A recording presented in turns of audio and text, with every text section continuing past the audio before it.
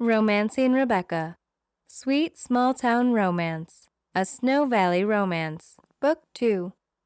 Written by Kimberly Monpetit. Narrated by Caitlin O'Brien. Chapter 1. Quote, being someone's first love may be great, but to be their last is beyond perfect. End quote. Unknown. Rebecca Dash usually relished the peaceful lighting and surroundings of Starry Skies Bed and Breakfast, especially the company of Aunt Rayna, her dad's younger and much hipper sister whom she adored. But tonight, Becca was anything but peaceful. Her stomach churned. She hoped she didn't throw up. The room seemed to spin, turning the mauve into crazy purples and the gold trim on the wallpaper into bursts of fire as she squinted at her messy handwritten pages.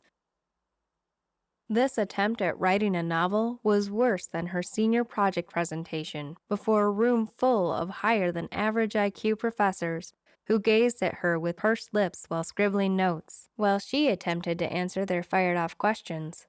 The parlor of the Starry Skies Bed and Breakfast lay under a canopy of crown molding. Chandeliers set into exquisite ceiling medallions were reminiscent of the best Victorian mansions of Great Britain. Because this was Snow Valley, Montana, Aunt Rayna had created a mix of rustic and elegant. Rebecca's aunt was actually the greatest contrast. Long black hair streaked with purple locks and a bohemian skirt swishing about her ankles. Aunt Rayna was a barefoot kind of gal, 39, never married, unless you counted the boy she eloped with when she was 17 at the Las Vegas wedding chapel before her father tracked her down and dragged her back home before the marriage license was signed. It was the biggest scandal of Snow Valley for the next 10 years. But the folks of Snow Valley were forgiving, and a few secretly admired her for her guts and impetuous love of Tommy Baker, who'd gone on to become a sidewalk artist in Florida of all things. The Starry Skies Bed and Breakfast was Rayna's dream house rolled into her love for cooking and feeding people, especially her skinny niece Becca, who'd spent summers here since she was 14 after decisively clashing with Rayna's sister-in-law, Becca's well-meaning mother who didn't know how to raise a moody teenage girl. Rayna had furnished Starry Skies in rich mauves and gold brocade, placing couches and chairs in easy, intimate arrangements before the fire hearth. The hanging lamps, plush rugs, and lace curtains at the windows were elegant and yet cozy. Guests instantly felt at ease when they arrived, and often spent much of their time right here in the main parlor room, reading, visiting, having their tea. Now, Rebecca gripped the pages in her trembling fingers. "Okay," she said for the 5th time. "I'm so nervous. I've never shared this with anybody before." "Don't be nervous, darling girl," Aunt Rayna assured her, fluffing at the purple streaks in her hair. "I love you more than any words you wrote on those pages." "But they're my thoughts, out of my own brain, and I'm afraid you'll laugh." "Just read, sweetie, before our tea gets cold." Becca smoothed a clammy palm against her jeans. "Okay, here goes nothing." She glanced up to see her aunt's eyes bright with anticipation, a smile on her face, albeit a little wooden with holding the smile for so long. "Okay, I'm starting, for real this time. I'm going. I'm reading. Now." She gave a little screech and then forced the words past her throat. Allie breathed hard when Will scooped her into his arms and then raced 2 steps at a time up the wide staircase of Bluebell, their beloved plantation mansion. His arms were strong, hard, and chiseled, and his chest muscles rippled appealingly. As he laid her gently on the bed, staring into her eyes, Will slowly bent to kiss her lips. "I'm gonna make you happy, Allison," he breathed in his charming southern accent. "Oh, Will, you're so strong and wonderful. Won't we make beautiful children together? Although, we do need to get married first." "Let's get married this weekend." Allie breathed hard again, sliding her fingers down the contours of his finely sculpted abs. He'd been working out so diligently lately. Oh, heavens to Betsy, Becca snorted, repeating her mother's favorite old-fashioned expression. Get the horsewhip from the barn and put me out of my misery. Her face flamed in embarrassment now that she'd heard her own words spoken aloud. This is total television drivel. Oh, honey, it's not that bad, Aunt Rayna said quickly. But I'm not sure if your story is supposed to be a drama or a tongue-in-cheek comedy. Becca crumpled the pages she'd been writing all afternoon and threw them into the fireplace. Unfortunately, the pages didn't quite make the flames and sat there, half in and half out of the hearth's bricks, staring at her, taunting her. She was a horrible writer, a hack, a fraud. And she was terrified about upcoming grad school. Her senior year had just about done her in. Whatever possessed her to major in Chem E? Why not humanities, English, music, or even education? Because she'd wanted to prove to herself and her parents she was smart. And she'd had a crush on the Chem E teaching assistant and his sexy long hair and startling blue eyes, who then got a position at UC Berkeley in California and left without so much as a backward glance. Pathetic. Utterly, exquisitely pathetic. That described her stupid crush in spades. Aunt Rayna let out a chuckle at Becca's outburst over her romance novel. Her streaks of violet hair turned darker shades of purple in the fire's orange coals. Writing does take a lot of practice. But what do you think? Becca wailed. The story, your words. Her aunt paused. I'm trying to get my thoughts together, my dear. Rayna's eyebrows knit together as she frowned, focusing on the fire while she gingerly took the poker tongs and rescued the charred pages, carefully laying them on the flat stones of the hearth. Becca got the sudden feeling her aunt was trying to think of something good to say. Rayna snapped her fingers. I know what your story reminds me of. Rhett Butler and Scarlett O'Hara in Gone with the Wind. The way he sweeps her up the staircase. Rhett is very inspirational, Becca said, not admitting that she'd watched Gone with the Wind 19 times since her 14th birthday. Obviously. What girl hasn't imagined herself in Clark Gable's arms? That's an understatement, my girl, Rayna said, arching an eyebrow with exquisite precision. Becca let out a giggle at her aunt's funny face, and then flopped into one of the tapestry wing chairs. She poked her toe at the woodpile on the hearth. So where am I going wrong? I want to be a published romance writer someday, and I can't even get one stupid scene right. Let me think, Rayna mused thoughtfully, hugging her shoulders while she pondered the question. Even though it was summer, the evening had cooled considerably, and the old Victorian hotel was just drafty enough to warrant a soothing fire in the evenings, especially when they had paying guests in the upstairs rooms. Well, at the moment, they had exactly one paying guest comfortably ensconced in the hidden lily room, which was a beautifully furnished suite straight out of the pages of a Jane Austen novel, with a small private bath. The guest, a woman named Cameron Elliott, had arrived in town to help Annalisa Drake grab the crown at the Miss Snow Valley beauty pageant this weekend. She'd been hired to be a beauty pageant coach for the young woman. Even though Cameron checked in a week ago, she rarely spent much time at the B&B except to sleep. Lately, she'd become quite frantic. The Snow Valley beauty pageant was now only 48 hours away. Cameron was a combination of beauty and brains, with a wicked streak of competition. Even though she was young, she had drive and that fierce commando, pageant mother, surrogate mother look in her eye. She was determined that her girl was going to win. And she rarely ate the big sky breakfast they were famous for. Tea and a half slice of toast, no butter. The Starry Skies stash of Diet Coke in the fridge was also disappearing faster than usual with Cameron in the house. It turned out Cameron had always dreamed of being in a pageant, but didn't have the tall, willowy figure for it. But she loved the pageant life, and the excitement, and the clothes and the shoes. So she turned to coaching. If she doesn't start eating a few square meals once in a while, that girl is going to waste away right in front of us, Aunt Rayna had said the previous morning while baking her famous coffee cake for afternoon tea. Despite the fact that Rayna loved to bake, she'd kept her own girlish figure because she rarely stopped moving and rarely sat down. A bundle of nervous energy, Rebecca's mother always said about her sister-in-law. Rubbing at the frown lines deepening across her forehead, she did not want to get premature wrinkles and always wore sunglasses out of doors. Becca watched her aunt scan the lines of her romance novel again. You do tend to use the word breathing quite often. And doesn't it seem like every romance novel you ever read has the hero's chest rippling with muscles?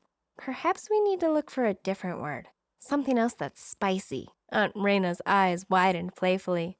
I have a thesaurus in the den, she whispered in a stage voice. I'll grab it on my way to bed. Becca paused, wanting to know, but afraid to ask. Am I totally pathetic? Her aunt kissed her on the forehead. Of course not, but it might be hard to write a romance novel that's genuine in feelings and experience when you've never been kissed. She pulled back, a sudden gleam in her eye. Unless that changed this year and you haven't spilled the beans yet. You'd be the first to know. Becca blew her dark bangs off her forehead. Believe me. So nothing happened with that young man you were telling me about in your art class? He turned out to be a nude model. I dropped out. College art classes aren't like high school at all. I suppose not, her aunt mused, but it might have been a good opportunity to study a man's rippling chest muscles. Aunt Rayna, you are terrible. She gave a wicked smile. You know I'm teasing you, darling. I'm sure your parents have no idea the bad influence I've been on you all these summers you've been coming to help me out with this old rattling B&B. It's not a rattling old house, it's gorgeous. It's certainly seen a lot of years of repairs. A leaking roof is on docket this summer. Winter was interesting with buckets propped up all over the place. I suppose if they knew half the things we talked about, Mom and Dad would have me chained up in a tower. See, I've rescued you from a fate worse than death. Definitely a fate worse than taking my chocolate stash away. Becca rose from her chair. I'm going to freshen this cocoa. Do you want me to tamp down the fire? It's getting late. Both those couples that had reservations tonight are now looking like no-shows. Becca had just turned across the parlor when voices suddenly came from the foyer and the sound of luggage thumped on the stone tile floor. Rayna cocked an eyebrow at Rebecca. Speak of the devil, she whispered. I think they found us. Yoo-hoo, a woman called out. Are we in the right place? Rayna darted across the room. Coming! Over her shoulder, she added, Why don't you freshen a whole pot of hot chocolate, Becca, and shut the windows? It's cooling down. Hope we don't get a freak June snowstorm, although we had a bad rainstorm last Sunday. Always bad for business. Aunt Rayna sighed, then lifted her face into a bright smile and batted her eyelashes, making Becca giggle. That was her traditional grimace when guests proved to be a royal pain. Taking the nearly empty pot of cocoa with her, Becca slipped through the rear door to the country-style kitchen. It had great appliances and amenities. A wide stove range, double oven, extra-wide fridge, and a floor-to-ceiling double pantry organized immaculately. Counters stocked with coffee and tea hot plates. Bag snacks for guests on the go, or if they got hungry in the middle of the night. Best of all, the kitchen boasted an 8-foot rectangular island with bar chairs overlooking a bank of windows that showed off the side porch and flower gardens. Beyond the kitchen seating area, French doors opened onto a brand new glassed-in room. With stone pavers and comfy new patio furniture, with wicker tables and pretty baskets of flowers. The smell of fresh paint lingered. Aunt Rayna had recently added the cozy porch. When her aunt showed off the new porch when Becca had arrived the previous week, she'd mentioned fondly that her longtime neighbor's son, Nick Walton, had helped her build it. Over the last several years, Nick had become Rayna's handyman, painter, fixer-upper, stable boy. Becca had met Nick, only a year older than she was, her first summer helping out, when Rayna had just purchased the old Victorian and decided to turn it into a B&B. At 15, Nick had been a tenacious, unflagging worker. Growing up on a ranch had taught him to fix or create practically anything. For years, Aunt Rayna had boarded 2 horses at his family's ranch 5 miles away, and Nick took care of them, bringing them over when guests wanted to go riding. Becca and Nick had become summer friends. They'd washed windows together, eaten countless batches of brownie dough with cold glasses of milk, fixed fences, rode their horses all over the hills, and watched movies with bowls of popcorn while drinking endless cans of Dr. Pepper. Yet, unless Nick was in her vicinity, Becca almost never thought about him. He was usually disheveled with straw in his hair, grime under his fingernails, and sunburned cheeks. Often Becca had hung out with his younger sister Sally, riding bikes, baking cupcakes, shopping with Aunt Rayna for household decorations, and when they got older, hanging out at the town square with other teens, going to vacation Bible school, and eating a lot of hamburgers and pizza. When college began, Becca had grown away from the Walton family, even though she still spent the greater part of her summer in Snow Valley with Aunt Rayna. In fact, Sally had already gotten married and had a baby with some guy she met in Idaho Falls. Now, as she stared through the porch windows, breathing in the new paint smell, Becca thought about Nick for the first time in practically 2 years. "Guess he's still around," she whispered to the darkened windows. They had nothing to say to each other. She'd probably try to avoid him. Nick had stayed in Snow Valley, become a rancher dude, and Becca would eventually be a PhD with a fantastic 6-figure salary. 6-figure plus, if she managed to get through without flunking out. Becca shivered, her nose twitching from a sudden burnt smell permeating through the new porch. The darkness outside had always spooked her, but Aunt Rayna had installed, with Nick's help, a series of patio lights running along the flower beds. Fairy lights lit up the trees and shrubbery. Tall torches stood along the perimeter to keep the bugs away from the seating area and small fountain at one end, which helped keep the blackness at bay. Beyond the meadows and valley that began where their property ended, foothills sloped and then rose in elevation into evergreen forests of pine and fir. Those hills were at least 30 miles away, an all-day horseback ride at the very least. Most folks didn't ride the horses rented out by their neighbors, although it was an option. Most Starry Skies guests, usually honeymooners, who craved adventure, borrowed the Jeep or dune buggy for the day, and Aunt Rayna packed a picnic for them. Which reminded Becca, only one expected couple had shown up so far tonight. They were expecting a pair of newlyweds, too, just in time for Snow Valley's 4th of July celebrations. Why would a young couple spend their honeymoon here in tiny Snow Valley, when they could be sunbathing on the beaches of Hawaii or on a cruise to the Bahamas, gorging themselves on the all-you-could-eat fancy buffets? They must be college students on a budget. She smiled at the thought. And then, instantly, a feeling of melancholy came over her. She wrote silly romances, but had never had a real romance of her own, despite her chemical engineering classes being full of guys. They talked equations, prime numbers, and the table of elements, not movies or concerts or dessert on a Saturday night. Nerds, all of them. Just like her. Well, that wasn't exactly true. She might be their intellectual equal, but they managed to skirt around inviting her to anything more than a homework fest. "I am an oxymoron," she said aloud, filling the coffee pot with fresh water and setting it to percolate while dreaming of a published book with Rebecca Dash, Ph.D. on the cover. Except, would any female buy a book laden with steamy scenes written by a Ph.D., plain Jane, never been really kissed, socially awkward woman? She couldn't even put lipstick on straight without getting it all over her teeth. Rolling her eyes, Becca made sure the windows were closed and the back door locked, but she still smelled that faint burning odor. That's strange. Quickly, she checked the gas stove and the ovens. Nothing had inadvertently been left on. Going out to check the garage, she checked the water heater and laundry facilities. No smell of burning.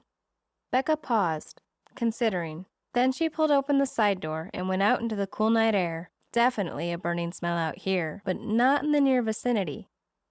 No other houses lay near them. Starry Skies Bed and Breakfast sat on 20 acres of sagebrush on a sloping hill. The nearest homes were a mile down the road at the Hall's residence. Rebecca spotted their distant lights. All seemed calm, despite 6 rowdy kids in residence. No wailing sirens or fire trucks, but if the Hall family was having a barbecue, Mrs. Hall had chosen the worst seasoning ever. This smelled like ash, not roasting burgers or chicken. Turning, Becca wrapped her arms around herself. Time for a sweater. She faced the western mountain forests. The smell was coming from that direction. The night sky was clear, a billion stars twinkling like a bottle of spilled glitter overhead. Headlights crept down the road, heading straight for the Starry Skies Bed and Breakfast establishment. Becca shivered and ran for the back door to the old Victorian house, skirting along the wraparound porch with its rocking chairs and rugs and plants. The wind chimes came in assorted styles: butterflies, bamboo, garish flowers, painted animals, hanging silently without the breath of a breeze. No more dawdling. Their next pair of long-awaited, booked and paid-for guests was arriving. Chapter 2. Quote, "A girl in need of direction often finds herself without a date on a Saturday night." End quote. Rebecca Dash, author. When Becca brought in a steaming pot of cocoa and a tray of mugs, Aunt Rayna brushed past her, whispering the names of the newly arrived guests. "Mr. and Mrs. Elmer Cook." "Gotcha," Becca whispered back as she remembered who was on docket to check in tonight. "How lovely," Mrs. Cook said, smiling sweetly at Rebecca. Maybe this couple wouldn't be crotchety and demanding, as some of the other retired couples that had visited the Starry Skies B&B over the years. Rebecca remembered past summers when a few guests wanted hot water bottles on demand, or ordered their windows open and then closed several times over. Rebecca had often spent most of her time running up and down the stairs 100 times a day, with tea, bottles of water, the mail, dinner in the rooms, extra blankets, extra toilet paper, extra everything. But when she glanced at Adelaide Cook's husband, she wasn't so sure they'd be that easy. Mr. Cook was already engrossed in the Billings Gazette newspaper, snapping the pages and pursing his lips, wrinkles running up and down his face like railroad tracks. It appeared that he'd already discarded the Snow Valley local paper, for it lay strewn in pieces on the coffee table. From the pained expression on his face, Mr. Cook looked like he was craving a scotch on the rocks. Unfortunately for him, Aunt Rayna had no liquor in the house. Fortunately for Becca's aunt, she didn't have to deal with drunk or tipsy hotel guests. Mrs. Cook raised her eyebrows. "Might you have any cookies to go with our cocoa? Elmer has a sweet tooth before bed." "Of course," Rayna told her without missing a beat. "Rebecca, would you bring in our tray of evening refreshments?" Becca blinked at her. Evening refreshments? It was true that they often served Rayna's famous coffee cake when guests arrived in the afternoon, but not this late at night. It was going on 9 already. She stifled a yawn, longing for bed. The 6 a.m. wake-up call for fixing breakfast came too early for these lazy summer days, when the sun didn't even set until 10 o'clock. Mrs. Cook went back to her book, and Aunt Rayna made an exaggerated funny grimace at Becca, pulling her purple hair out into a halo of crazy. Becca tried not to giggle while she headed for the kitchen. Just then, the front doorbell jangled from the foyer. The guest from the car she'd just seen coming down the road had now arrived. Aunt Rayna strode toward the front desk, waving her fingers at Rebecca conspiratorially. Switching on the kitchen lights again, Rebecca wished she was already curled in bed with her most recent romantic suspense novel. Rebecca, by Daphne du Maurier. How had she missed that amazing book all these years? Crouching down to one of the lower cupboards, she retrieved a silver tray and then began grabbing snack foods: a box of crackers, a block of cheddar and pepper jack cheeses from the bin in the fridge, the cheese slicer, and a bag of frozen cookies. Assorted chocolate chip brownies and sugar cookies she'd baked the day before. With deft fingers, she cut and arranged the cheese and crackers on a tray while the cookies defrosted in the microwave. 7 minutes later, she set the tray down on the coffee table next to the cocoa. "Voila," Becca said brightly. "Huh," Mr. Cook grunted. He grabbed one of the small paper plates and loaded it with cookies, still eyeing his paper over the rim of his reading glasses. Becca fought the urge to politely stoke the fire and keep it going so the cooks could remain in the drawing room for another hour or two. Instead, she lowered the damper to the closed position so the fire would die faster. Hint, hint, she thought. Bedtime, people. "Thank you, my dear," Mrs. Cook said daintily, picking up a cracker with cheese. "Might I have a glass of water?" "Of course," Becca said, hiding a niggle of impatience. Her face was plastered into a mold of smiling. Not that she minded, really. After all, it was her summer job, and they were paying guests. When she was here all summer, she got to meet people from all over the country, and mostly the tasks around Starry Skies B&B were fun.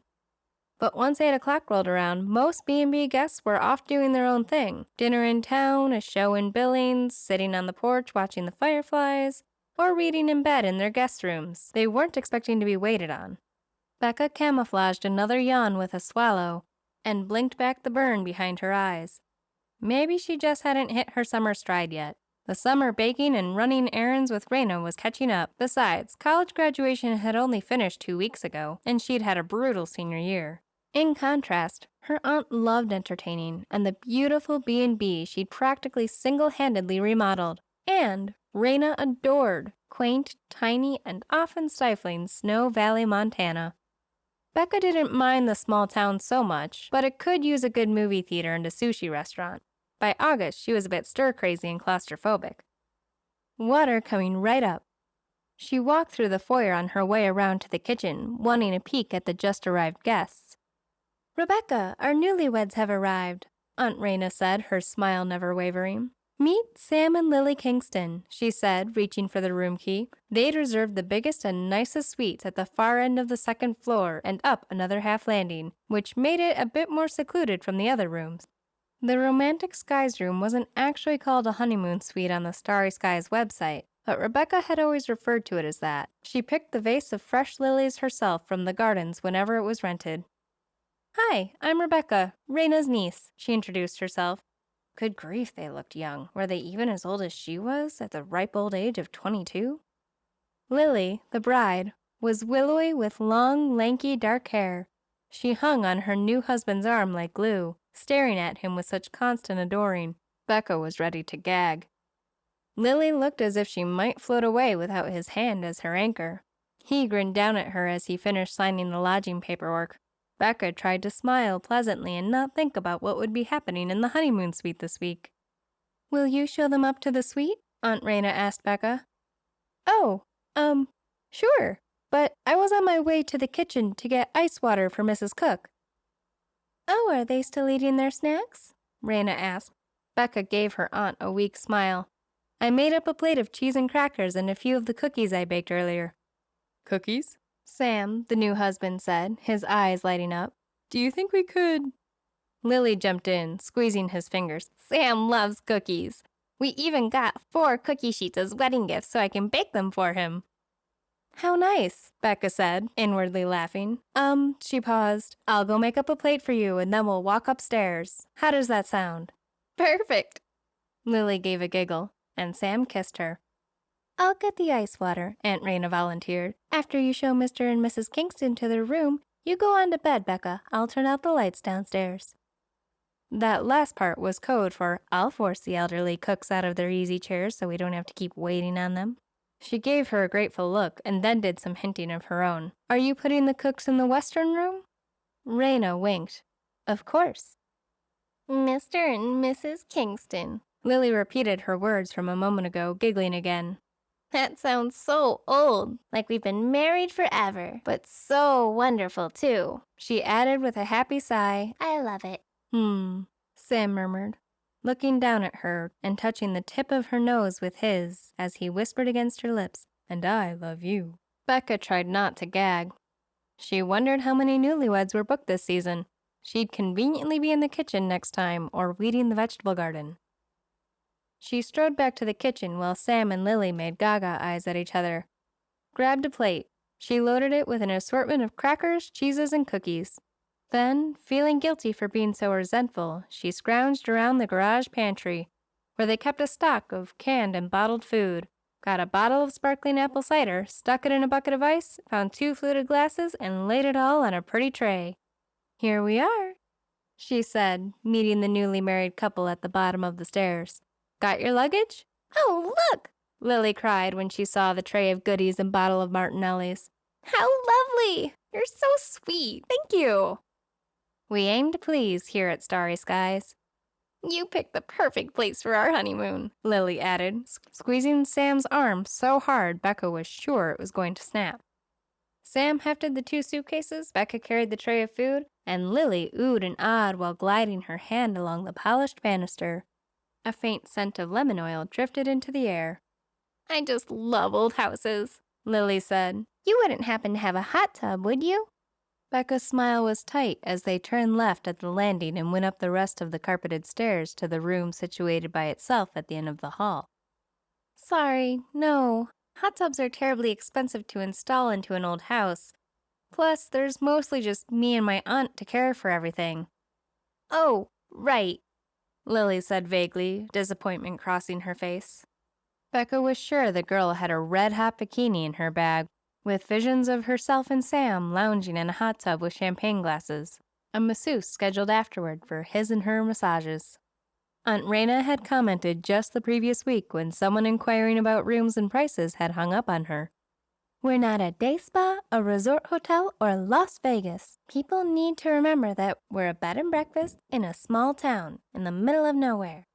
She always shook her head and batted her lashes in an imitation of the latest request. You are so bad, Becca would tease her.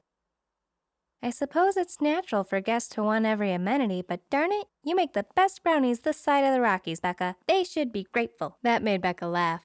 Your flapjacks are to die for, she added with a Southern California girl accent.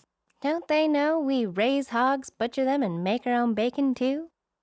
City folks, retorted Becca as if that explained everything. It must be my purple hair, Aunt Rayna added, flipping it behind her shoulder. When they see me in person, the guests think we're totally upscale in Manhattan. Maybe we could practice a bit of soft shoe for their entertainment. We could become Little Broadway. Charge $25 for reserved seating. On the patio. With the deer. They'll love that. Becca had a hard time maintaining a straight face. Your brochure might be misleading, she added, picking one up from the counter and reading. Deer are known to gallivant about the yard during the hour.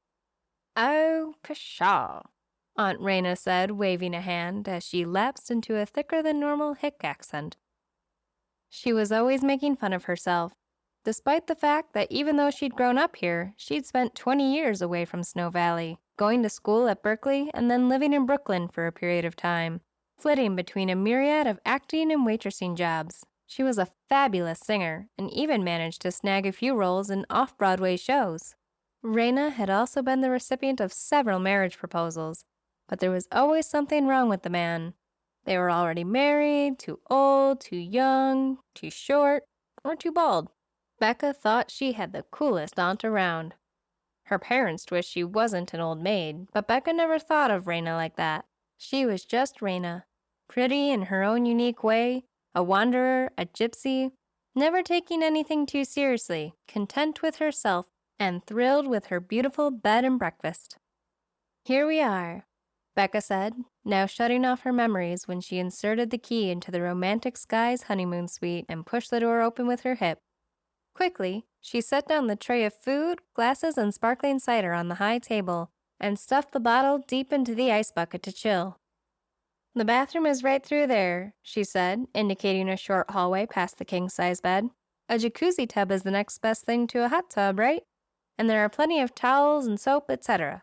Trying not to show that she was eager to be done and get to her own comfy bed and novel, Becca slowed down her words. Television remote is right here, and ta-da, you have a balcony behind these draperies. While Sam and Lily gave gasps of exclamation, Becca drew the floor-length curtains and showed them how to unlock the door.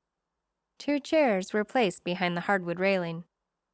The view is breathtaking, Lily said, as she leaned over the sturdy railing to take in the sight of the distant mountains. Sam smoothed his hand up and down his bride's back, commenting on the full moon and how it lit up the hills and forest in the distance.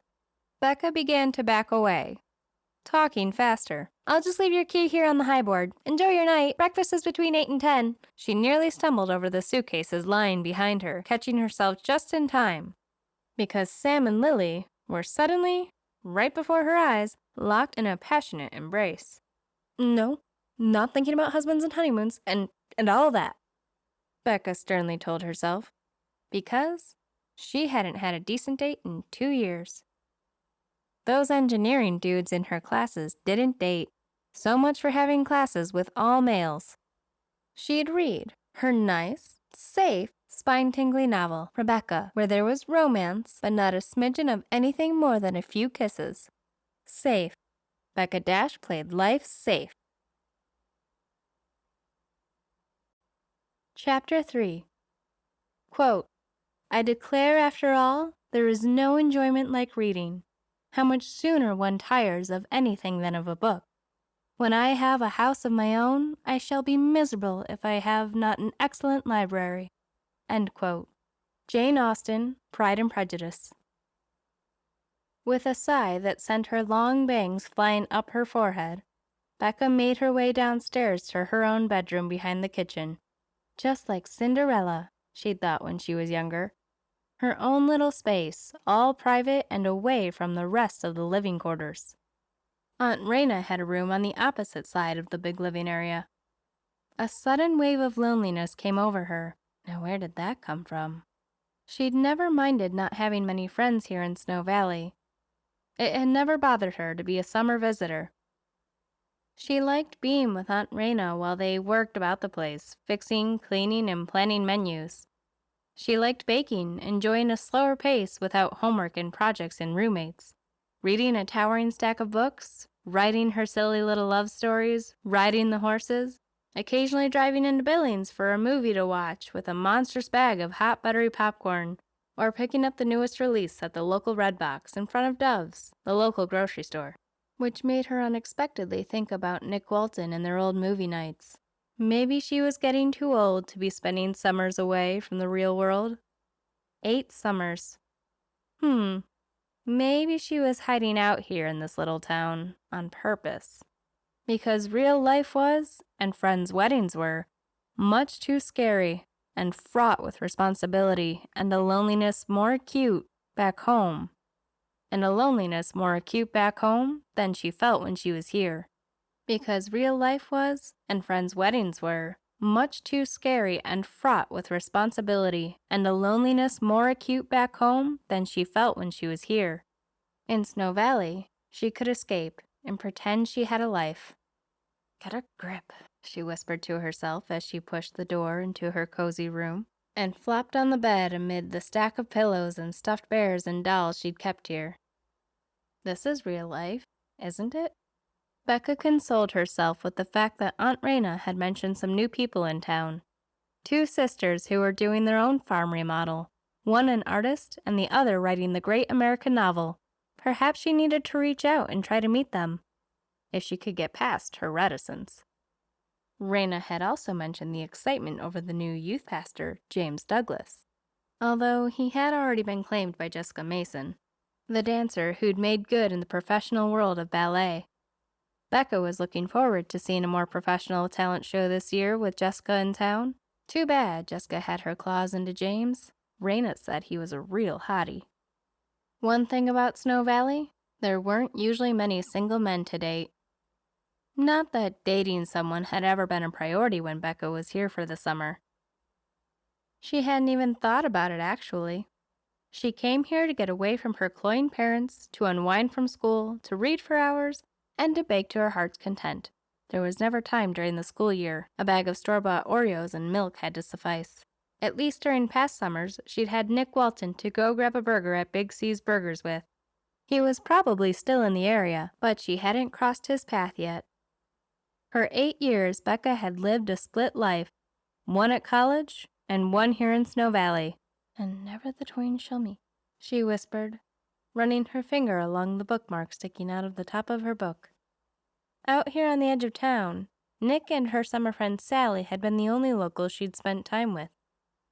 No parties, no hanging out, only Snow Valley's Independence Day Bash, which boasted 2 whole weeks of Founders Day festivals, softball tournaments, farmers markets, Miss Snow Valley pageant, the rodeo, and a talent show, ending with 2 nights of spectacular fireworks. Old people kind of stuff, with little kids running around, babies in strollers and young moms pinching fruit and getting the kids' faces painted. Geez, I'm a total bore. At 23. Actually, she'd be 24 in August, and that thought was a little bit depressing. Becca shut her bedroom window when the acrid, smoky night air wafted through. She pulled on her PJs and climbed under the comforter, opening the book and leaning back against the pillows. Twisting her hair with one finger, she was immediately engrossed. 10 minutes later, the front door slammed open, and then slammed shut. The bell at the front desk began to ring imperiously. Becca bolted upright, pushing off the blankets. Who the heck is that at this hour? The front door was locked when everyone went to bed. Had someone broken inside? She slipped through the darkened kitchen, not wanting to appear in public the way she looked. Even the knee in her thinning pajama pants had a hole in it, and she'd already taken off her makeup. Aunt Rayna's voice called out from the foyer. I'm sorry to wake you, Becca, but a Mr. Grantham's car broke down, and he called wondering if we had an available room. The doors were locked, right? Becca asked. Aunt Rayna turned from the desk. Yes, I came downstairs to meet him. I'll put him in the sagebrush room, the opposite side of the hall from the cook's. Becca shifted her head to see a grumpy man wearing a business suit and carrying a briefcase coming through the front doors. Was supposed to make billings tonight. The man huffed. All the rooms in this pimple of a town are booked. Snow Valley fills up for our 4th of July celebrations, Aunt Rayna said pleasantly. People come from all over. Only time our population goes over 5,000. Well, except for Christmas time. We do Christmas big around here. Just like our state. Obviously, I'm not here for fireworks, Mr. Grantham said, loosening his tie. I'll call and arrange a tow truck for you, Aunt Rayna added smoothly. Where's your car at the moment? About a mile from here on a side road, where I pushed it. It should be fine. Snow Valley is very safe. Her words made Becca wonder. She'd never seen someone come in after 10 o'clock at night. Chills ran along her neck. What did her aunt do when she was here all alone most of the year? Although guests were fewer and farther between during the cold, snowy winter months, Aunt Rayna always said that she carefully screened her guests upon booking. Identification, please, she said now. And a credit card. Becca's aunt glanced over her shoulder and shooed at her. Go on to bed. Can't have you grumpy in the morning during breakfast. If you're sure, Becca said slowly. She didn't like the way Mr. Grantham scowled. His car breakdown wasn't Aunt Rayna's fault. Becca wasn't grumpy, but she was hungry after a long evening of guests coming and going. On her way back to her room, she picked up a half-eaten bag of Doritos from the pantry and an ice-cold Dr. Pepper from the fridge. She spent the next hour finishing her novel and making crumbs on the comforter. Her eyes grew heavier and heavier. The book slipped from her grasp, the empty Dr. Pepper can rolled to the floor with a clatter, but Becca was already in dreamland. Chapter 4. Quote, cuddling up in front of the fire, his arms around her as she snuggled against his strong manly chest, made tonight pure heaven. End quote. Rebecca Dash, author. 3 hours later, Becca's eyes flew open. Her heart thumped as if she'd been startled awake. She was positive she heard a noise. At the moment, all was quiet, though. Had she been dreaming? Was it just backfire of a car going by on their road? That didn't make sense. The B&B lay at the end of the road. The rumble of a vehicle grew, louder and closer, like it was right next to her window. Groggy, her head fuzzy with sleep, Becca peeked through the blinds. Lights were flashing all over the side yard. Several big diesel-engine trucks with extended cabs and a fire truck pulled into the small parking lot on the western corner of the Victorian house. A bunch of drunk guys off-roading at 2 a.m.? Becca threw a jacket over her pajamas and headed into the kitchen, which was now practically bright as day. Headlights shone through the plate glass windows like beacons. Her eyes burned from the lack of sleep and the maddening lights. She let out a screech.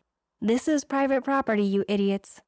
Running, she pushed through the swinging kitchen doors that led to the breakfast nook, through the connecting hallway to the front desk area, which was dark except for one small lamp Aunt Rayna left burning at night. The living area and foyer were still in a shadowy twilight because the sun hadn't risen yet, but a second fire truck rumbled through the front yard.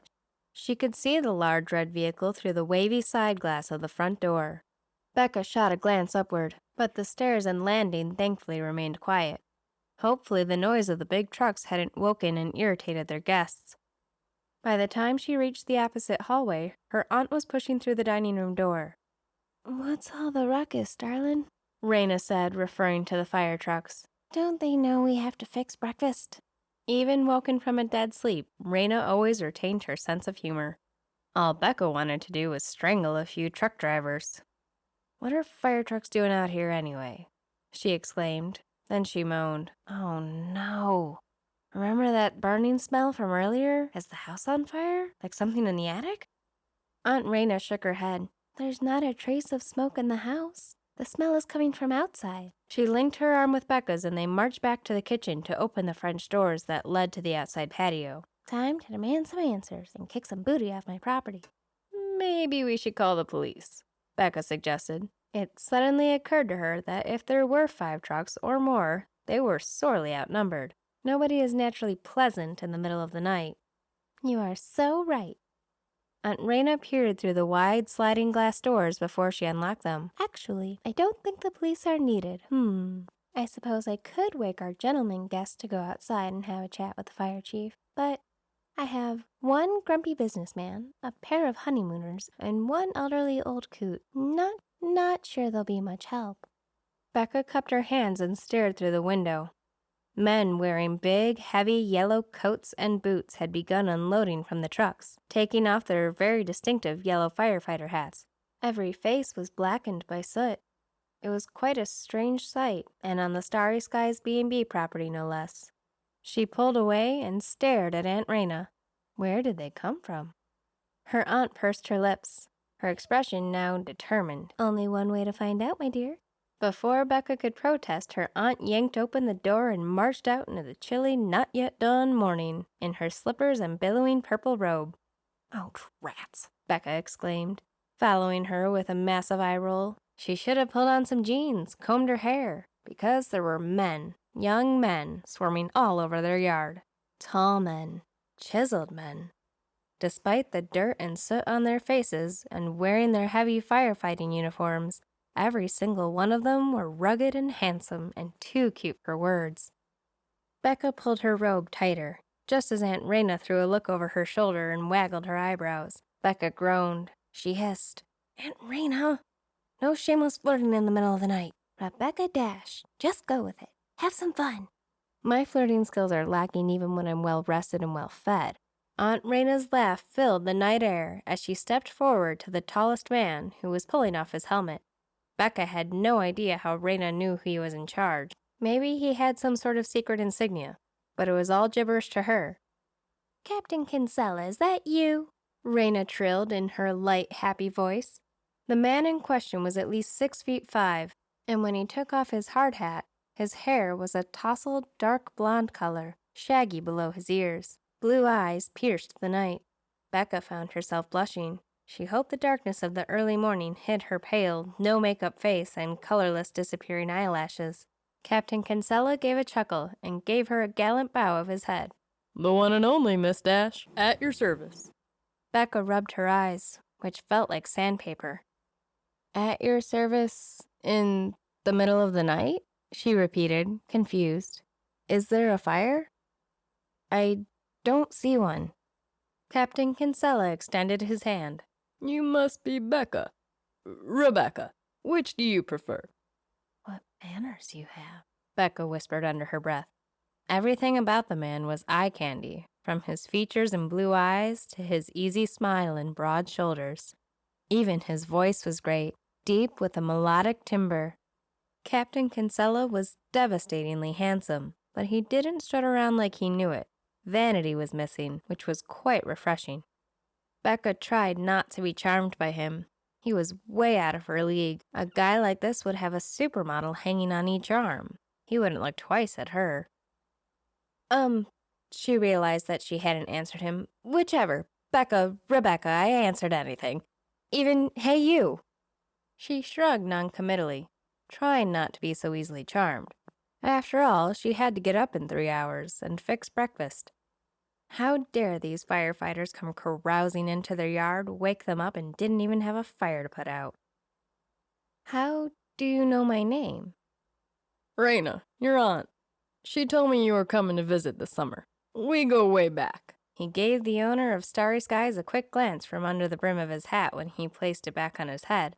Aunt Rayna fluttered her hands as though his words were silly. "Becca, this is Captain Wade Kinsella. He was just hired on as fire chief for Snow Valley." He came from Idaho Falls. He was getting a bit crowded over there in that big old city. What was with the chit-chat between her aunt and this firefighter? Becca wondered.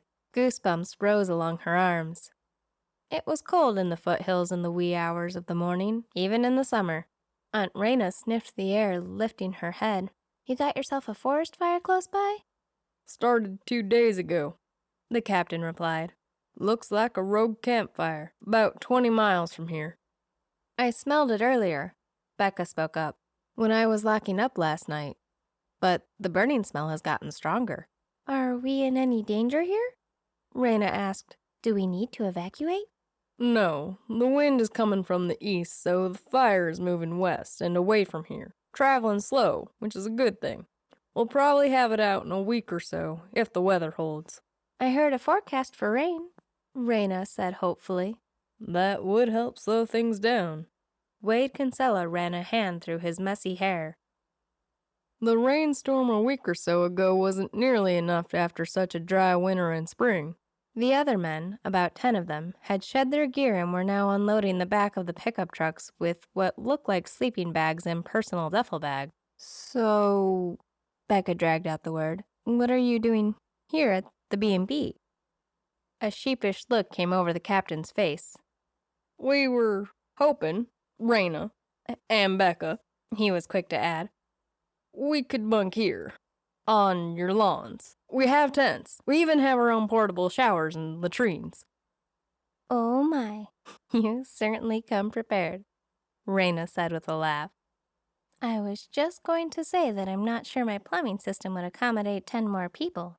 There's a night crew on the mountain right now. We came to the closest place I knew for some shut-eye. Smart thinking. Rayna paused, glancing about the crew and the yard. Okay, boys.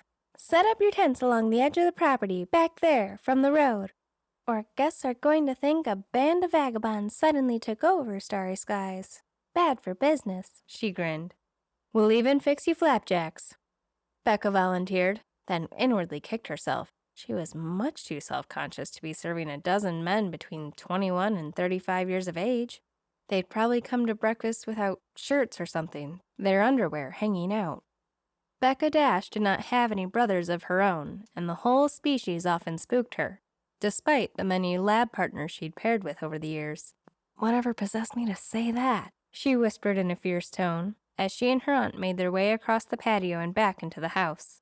From the goodness of your heart, her aunt replied. Becca gave a little groan, then laughed. Guess pancakes are cheap. What's 10 more dozen? That's the spirit, my girl. Chapter 5. Quote, the way to a man's heart is through his stomach. End quote. An old saying Rebecca Dash steals for her romance novel. Of course, breakfast didn't consist of just 10 dozen hotcakes flipping on the griddle. It was also 5 pounds of extra bacon and a gallon of orange juice. Thankfully, Becca found an extra bottle of syrup hiding in the back of the pantry. Rubbing sleep out of her eyes, Becca found herself awake by 6, when the sun shot through the window and aimed straight at her eyes. She'd forgotten to pull the blinds. Oh, she groaned, rolling off the bed and into the shower, making sure it was a good hot one after standing outside in the chilly night air just a couple of hours earlier. She scrubbed her hair, it smelled faintly of smoke, and found herself blow-drying the mess and fluffing it into a few waves. When she found herself adding a bit of color to her cheeks and mascara to her eyelashes, she slammed the brush down on the counter. Who was she dressing up for? Nobody lived in Snow Valley that she was interested in. Of course, nobody lived back home that she was interested in either. Her love life sucked to the max. But there was no point in looking like death warmed over, right? Besides, she reasoned, there was a willowy blonde newlywed who would be meandering through the breakfast nook, and Becca didn't want to look like a homeless person next to the beautiful young woman. She told the mirror, stop being ridiculous, and go fix breakfast for 7 people and 12 mountain men. So she did. The sun was just rising over the distant hills when she flipped on the kitchen lights. Everything was in order, just as she'd left it the night before. Becca glanced up through the big windows to the west. The sun was a strange reddish color. Must be the smoke in the air. although the sky wasn't particularly hazy, mostly high, thin clouds. The biggest shock was the backyard, filled with an array of orange pop-up tents. Becca counted 7 pitched askew across the lawns. "The flower beds better not be mangled," she muttered. "We have appearances to keep up." She figured the 2 lovebirds upstairs would want a romantic walk about the property later, before heading into town for the concert this evening, or heading back to bed. Becca shook her head. "Stop it," she ordered herself. Just then, the flap of one of the tents opened, and Captain Wade Kinsella emerged. He stood at the entrance and stretched his arms with a yawn, and caught her staring. The man gave her a huge smile and waved. Becca shrank back, mortified, and promptly got to work, her face burning with embarrassment that he'd caught her looking through the windows at their makeshift campsite. When Aunt Rayna rushed in 30 minutes later, crying, I overslept," Becca had the bacon and sausage already sputtering in the frying pan and was mixing up the pancake batter. Rayna clapped her hands in relief. "You're an angel." Becca gave her a weak smile. "Well, I didn't get up on time either, but it's only 7:30. We're still okay. Maybe our guests will take their time coming down." "Bet our hottie firefighters gotta get back to it," Rayna said with a grin. "Although, Wade told me they weren't due back up the trail until closer to 10 after getting here so late last night. The night crew is still up on the mountain." Just hearing Wade's name made a flush race up Becca's neck. If the man knew what she was thinking, he'd wonder if she was a complete idiot. Whatever. "Here, Rayna," Becca said, handing over newly laminated cardstock copy of the Starry Skies Bed Breakfast menu. "I finished this yesterday, but didn't get a chance to show you with all the unexpected guests and evening snacking going on around here." "Ha," Rayna agreed. "I can't wait to see what you put together." Becca liked to noodle around with the computer and had designed a new menu for the summer. It had a ribbon border of deep purple edged in green. The Big Sky Breakfast. Starry Skies Bed Breakfast. All-you-can-eat flapjacks with all the trimmings. Crispy seasoned hash browns. Savory sausages. Crisp bacon. Dripping buttered biscuits and local honey. Homemade peach preserves. A touch of sweetness. Strawberry crepes with whipped cream.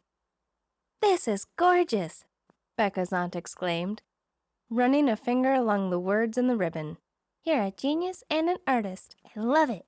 A moment later, she smacked her forehead. "The crepes! I forgot to take them out of the freezer." "Already done. Besides, we won't serve them until the end, at least an hour from now. But I'm glad I got the strawberries washed and sliced last night.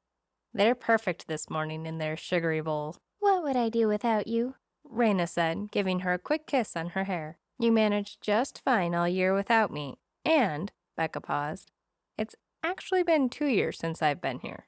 "I've missed you dreadfully too, sweetie. But I know you couldn't pass up that internship." "Yeah," Becca's voice trailed off as she got out the crepe pan and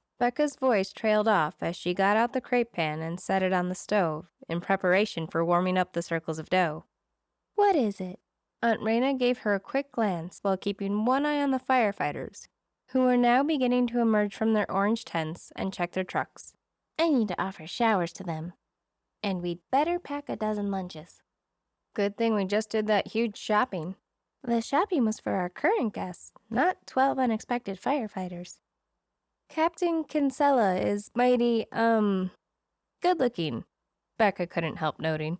Rayna grinned over at her. "That he is." Is he married?" "Not unless he got hitched recently." Aunt Rayna began pouring pancake batter on the heated grill, while Becca poured hot syrup into 2 pitchers. "How old is he?" she couldn't help asking. "I believe he's somewhere in his 30s, but not positive just how many years that man has lived," Aunt Rayna said, arching an eyebrow. A twinge of disappointment twisted at Becca's chest. She saw herself in the china hutch mirror and suddenly wished she was older and more sophisticated. "Guess he might be a little old for me." "Too old, too young, what does it matter if the man is right?" "What about Nick Walton?" Becca shrugged. "Haven't seen him yet this summer." "Well, you've only been here a few days. There's plenty of time. We got a hot, lazy summer ahead of us." "Why should I worry about seeing him?" Becca felt unkind saying it, but it had been 2 years since she'd hung around Nick. Just saying, Aunt Rayna said with a quirk of her lips. Nick Walton is just a kid here in Snow Valley. Why would I be interested in him? Their friendship had always been just a summer friendship, a friendship that stayed here in Snow Valley, never spilling over into their real lives. At least, her real life. No letters or phone calls or text messages during the winter months. Rayna's platter of pancakes rose higher as she flipped another half dozen over when they bubbled, crisping around the edges. I'm not saying you would be, but I don't want you stuck here at the B&B 24/7 either. Okay, Becca murmured noncommittally.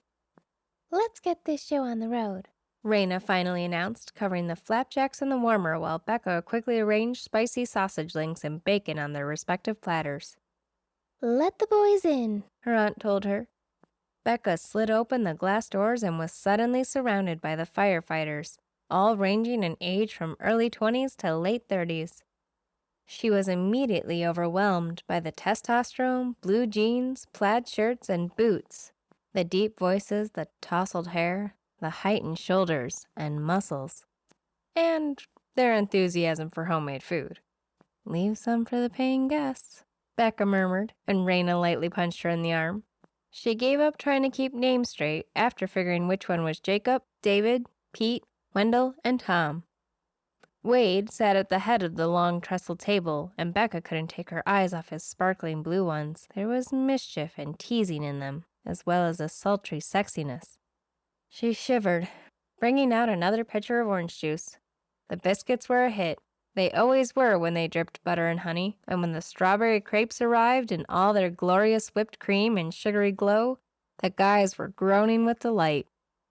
Elmer and Adelaide Cook arrived in the midst of the meal. Becca showed them to their own small table on the far side of the dining room. "It's buffet style, so please, just help yourself," she said. "Can I bring you juice or tea or coffee?"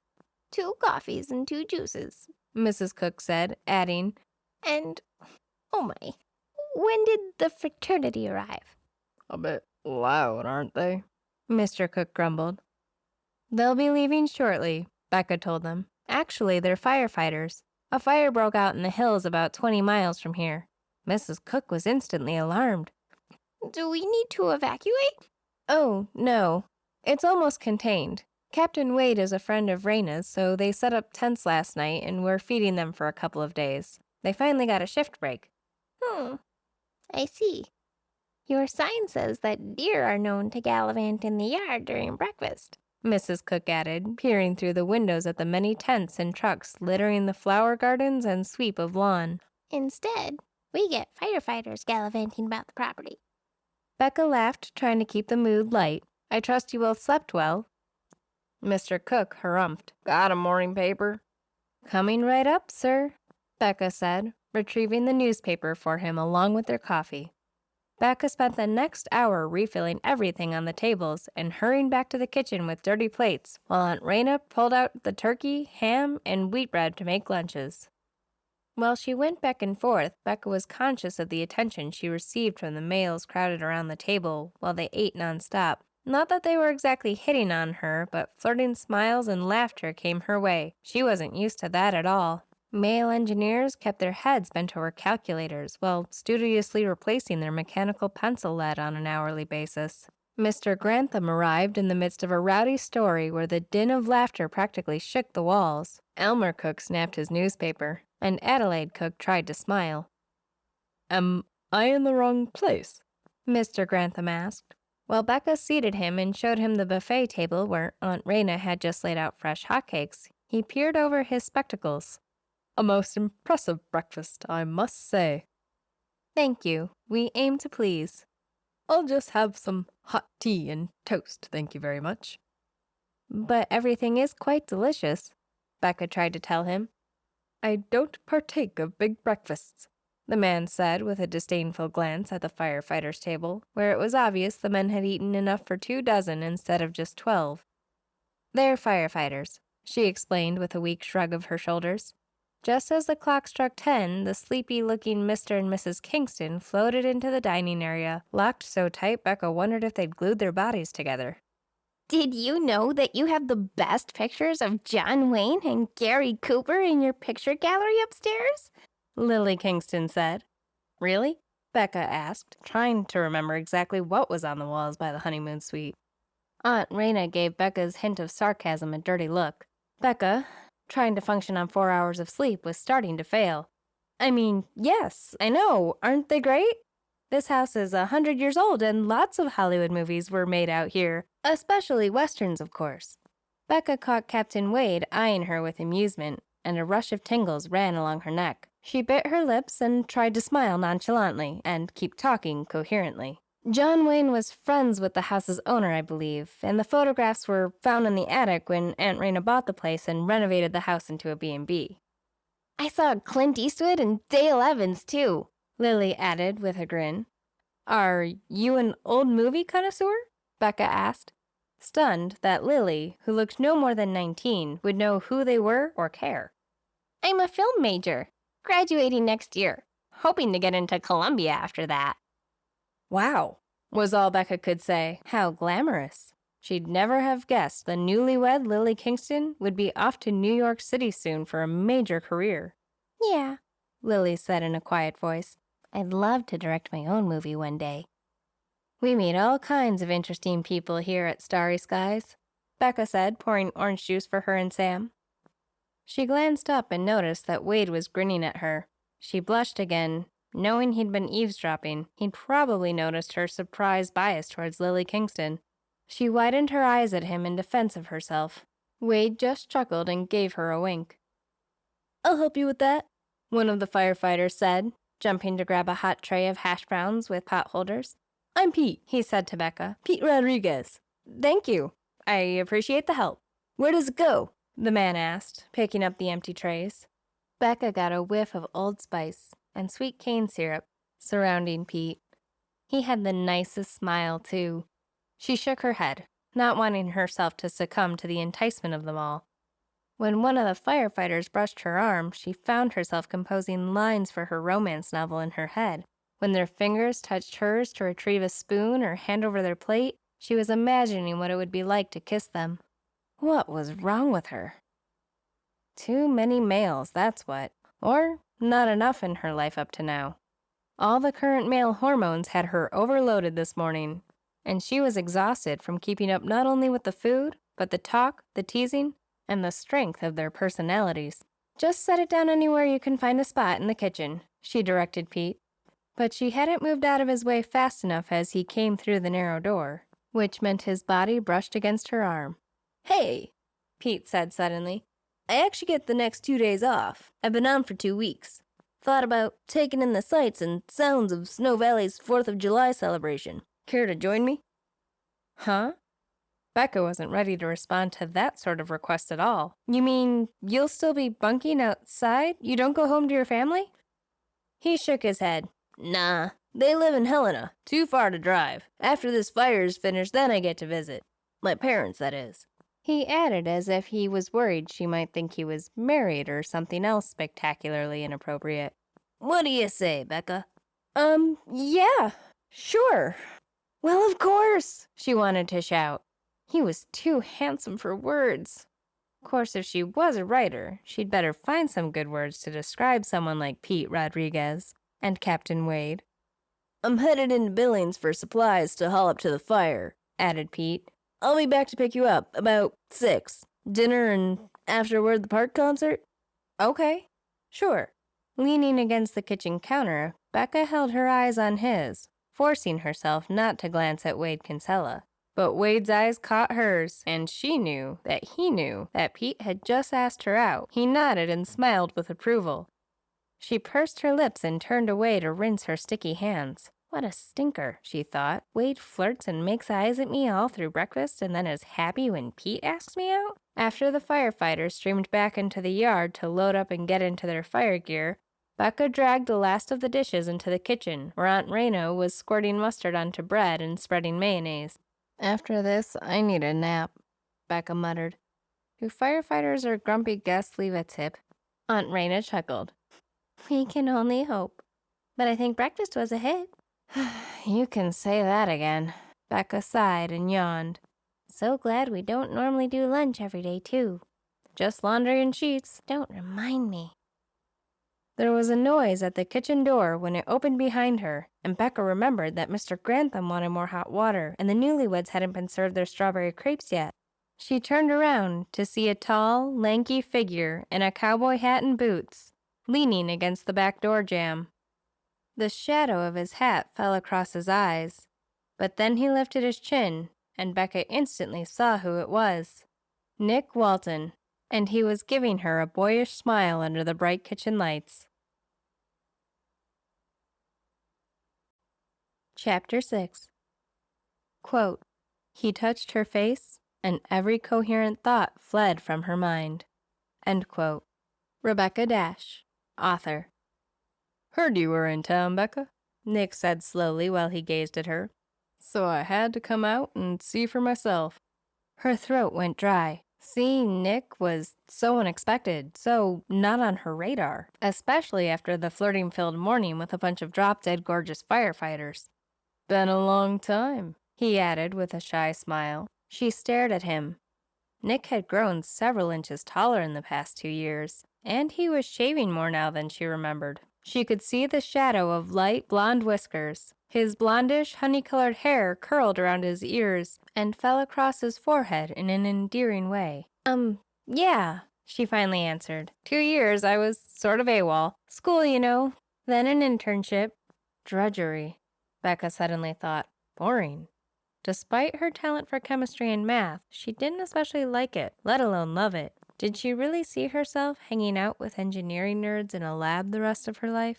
She loved reading Jane Austen and Charlotte Bronte romances because they swept her away from her ordinary life, because she basically had no life. So she thought she'd wanted to write one, and she sucked at that too. All of a sudden, Becca pictured herself without any sort of direction. She didn't want to go to grad school. She didn't know what she wanted to do, and the sudden knowledge that she was moorless, without any sort of specific direction in her life after grad school, brought a sting of tears to her eyes. "Morning, Miss Rayna," Nick said in his deep, quiet voice.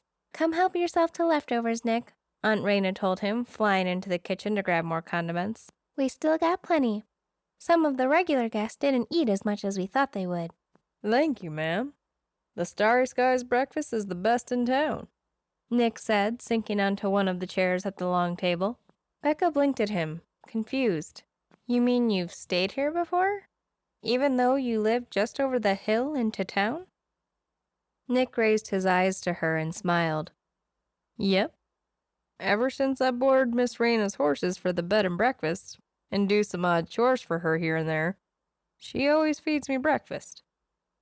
Becca blinked again, feeling completely stupid. Right, of course. I knew that. Course you do, Nick said. His sideways smile turned humorous. You and I spent a lot of hours exploring the hills around here.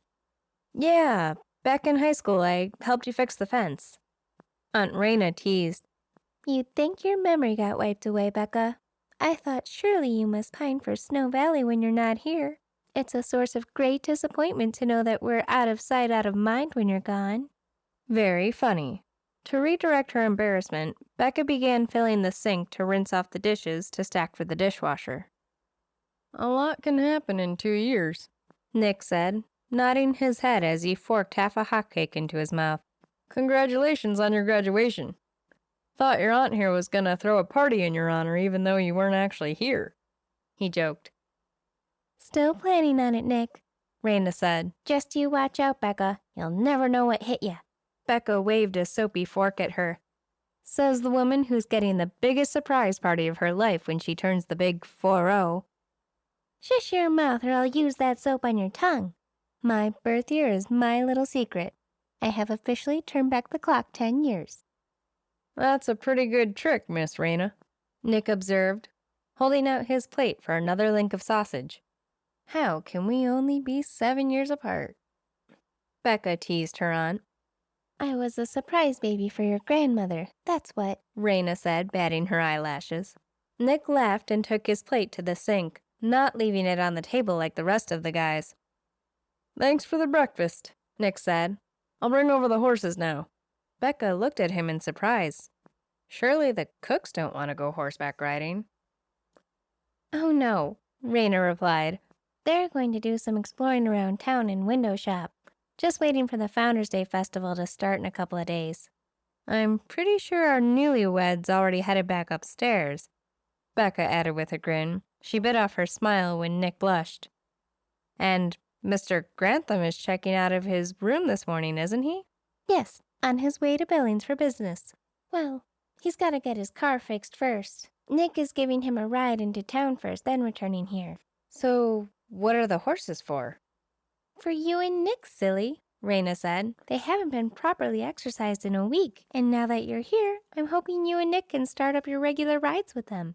Especially on weeks I have no guests interested in exploring our beautiful Montana hills. It's been 2 years. I'm not sure I remember how to ride a horse. It's just like riding a bike, Rayna assured her. Now help me finish these lunches before I have to feed that bunch of firefighters all over again. Nick tipped his cowboy hat at Becca. If you're not interested, no worries, Becca. I can exercise them. Oh, I didn't mean to sound off-putting. Sure, I'll go riding. I just don't want to get bucked into a cactus or gravel pit when I do something stupid. I assure you, you'll be safe, Nick said. I'll have you ride Honey. She gets gentler the older she gets. Becca began tossing apples and cookies into the sack lunches. She shouldn't have anything to worry about. It was true that Nick had always been a nice guy with an easy, shy smile. Dependable, steady, friendly, safe. He was the kind of guy who would carry her for 5 miles home if she sprained her ankle. Okay, see you in a bit then. A moment of disappointment came over her. Becca didn't want safe. She wanted dangerous and sexy. Why couldn't she go riding with Captain Wade or even Pete? Those two firefighters reminded her of every romance novel she'd ever read, every swoony scene. Her stomach jumped again when Wade glanced her way with his mysterious smile. Those lips. Good grief. She was going to use them as a model for her current sappy story. Maybe that would spice things up. Maybe she needed to take a writing class or two. A trip to the library was in order. Post a flyer and form a writing group of her own. Now that could be fun, especially if another novelist had just moved to town. Outside, the fire truck's engines and support vehicles roared in preparation to leave. Oops, better skedaddle outside with these lunches, Rayna said. Becca helped her haul out the lunches and a crate of bottled water from the storage room off the kitchen. Pete Rodriguez touched her arm, sending tingles shooting right up her shoulder. Becca shivered with the excitement of his touch. Being touched by a man didn't happen very often. See you tonight for the concert, Becca Dash, Pete told her in a husky voice. Yes, she answered, overcome by the tingles. Embarrassed at her unexpected enthusiasm, she added casually, See you later, Pete. Becca returned to the dishes as Nick slipped out the swinging doors, heading to the foyer. Her face heated up. She wondered if it showed, and she wondered if Nick had overheard the conversation with Pete. Now that the firefighters had left the building, her pulse returned to normal, and she realized she might have been too obvious in front of Nick, too unfriendly with a boy she'd known since she was 14. It occurred to her that every year during Snow Valley's 4th of July celebration, she and Nick had gone to the church potluck and concert in the park. Actually, they went to most of the festivities, filling their days with every event and all the fun. Always the best part of the summer. Maybe he'd actually showed up this morning not to ask about when Aunt Rayna needed the horses, but to see her, Becca, and ask her to the city fair himself. Memories washed over her. Memories of the two of them lying on their backs on the grass while the stars emerged, listening to the pounding music of the bands, sharing hot, doughy pretzels, talking all the way home while Nick pounded out rhythms on his steering wheel and she played air guitar while they sang with the radio. Oh, golly, she groaned. Where had those easy days gone? Why did it feel so awkward now? In many ways, she wasn't more confident after college graduation, but less. What's wrong? Did we forget something?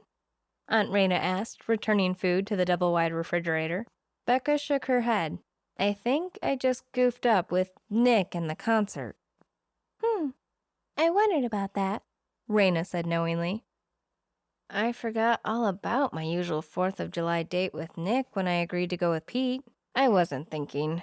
It's been too hectic of a morning. Maybe, Aunt Rayna said, her head now buried in the freezer pulling out packages of bacon. But often we females are too stupid to see what's right in front of our faces, especially when another beautiful face distracts us and takes over our senses. Becca stared at the back of her aunt's long purple hair. What was that supposed to mean? Were her words code talk referring to Nick or Pete? Or had she seen Becca staring at Captain Wade? Chapter 7.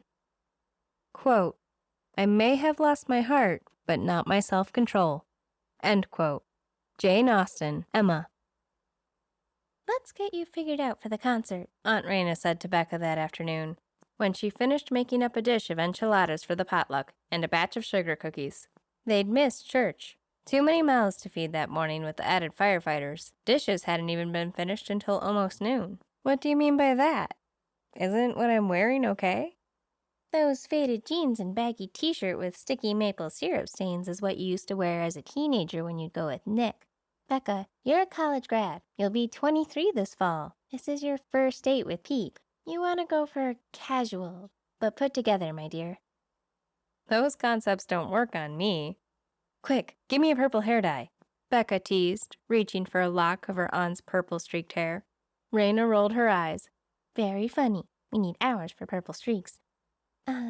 You need clean jeans, a blouse, and a brush through those tangles, and at least a little powder on your shiny but adorable cheeks.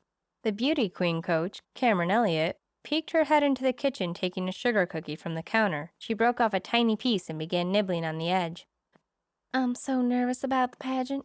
I can hardly eat, but these cookies are fantastic. She paused and then added, I couldn't help overhearing your conversation. You know, I brought tons of clothes if you want to borrow something. Even though I'm a lot taller, I may have some easy sundresses to wear. How do you stay so thin, Becca? Becca lifted her shoulders sheepishly. I could never snack when I was studying. I'd get too nervous before every test or exam or final to eat. Weird, I know.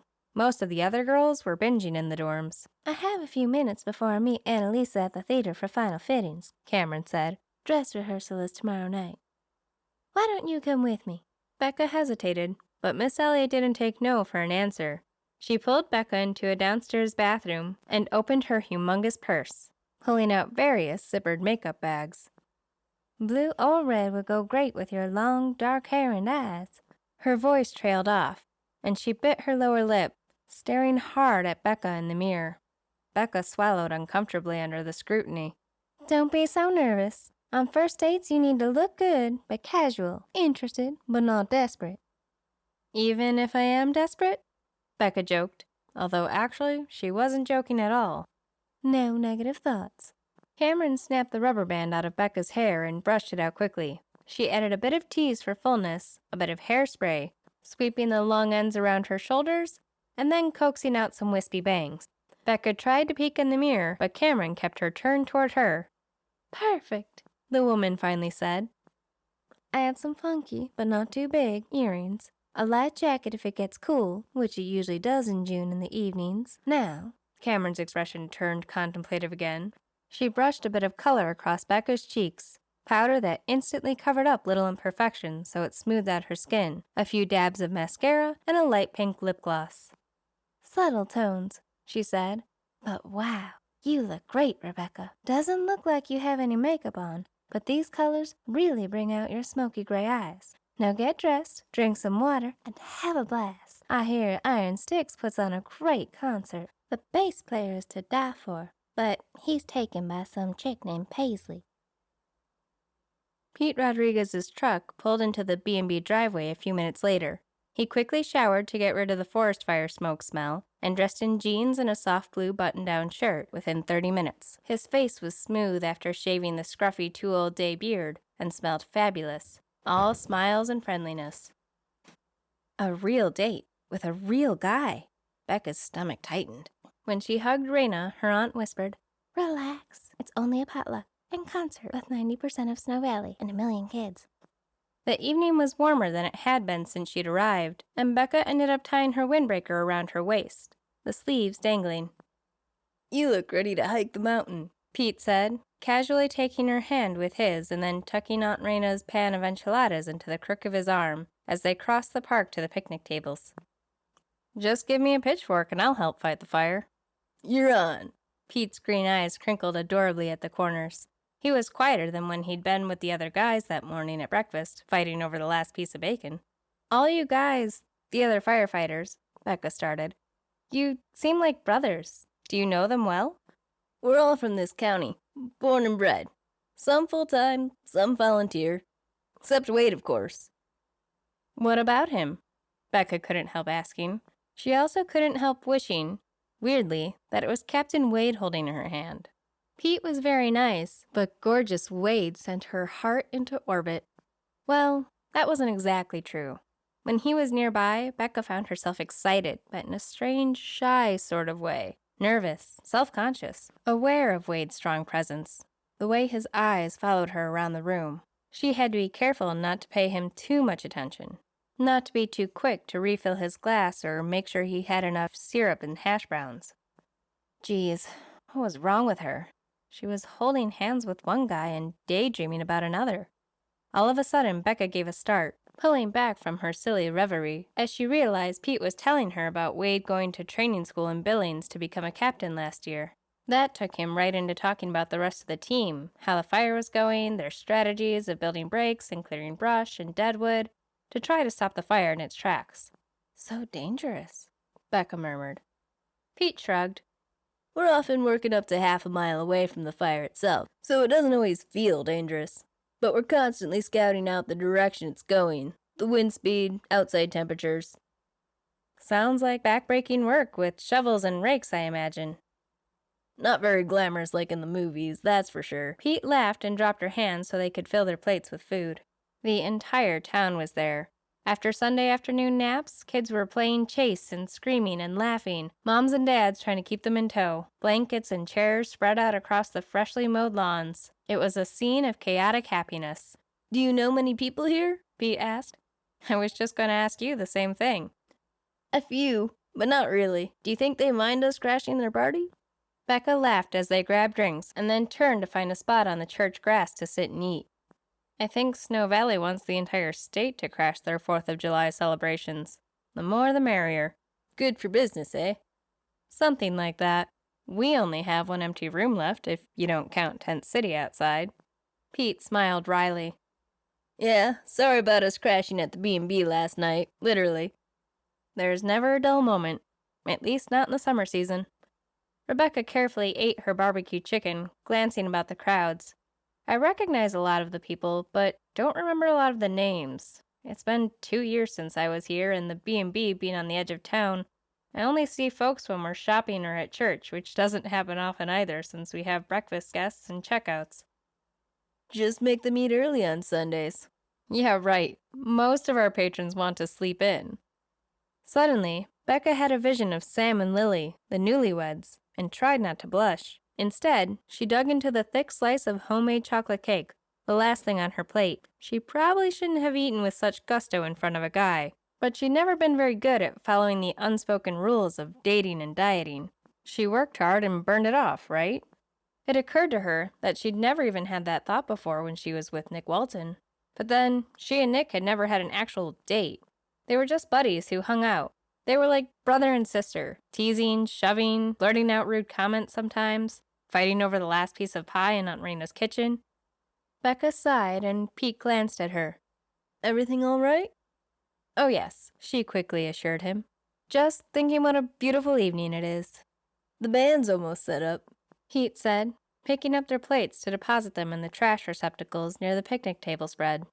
Indeed, Iron Sticks was now warming up, teasing the crowd with a few licks, adjusting the speakers. The Snow Valley audience cheered with eagerness.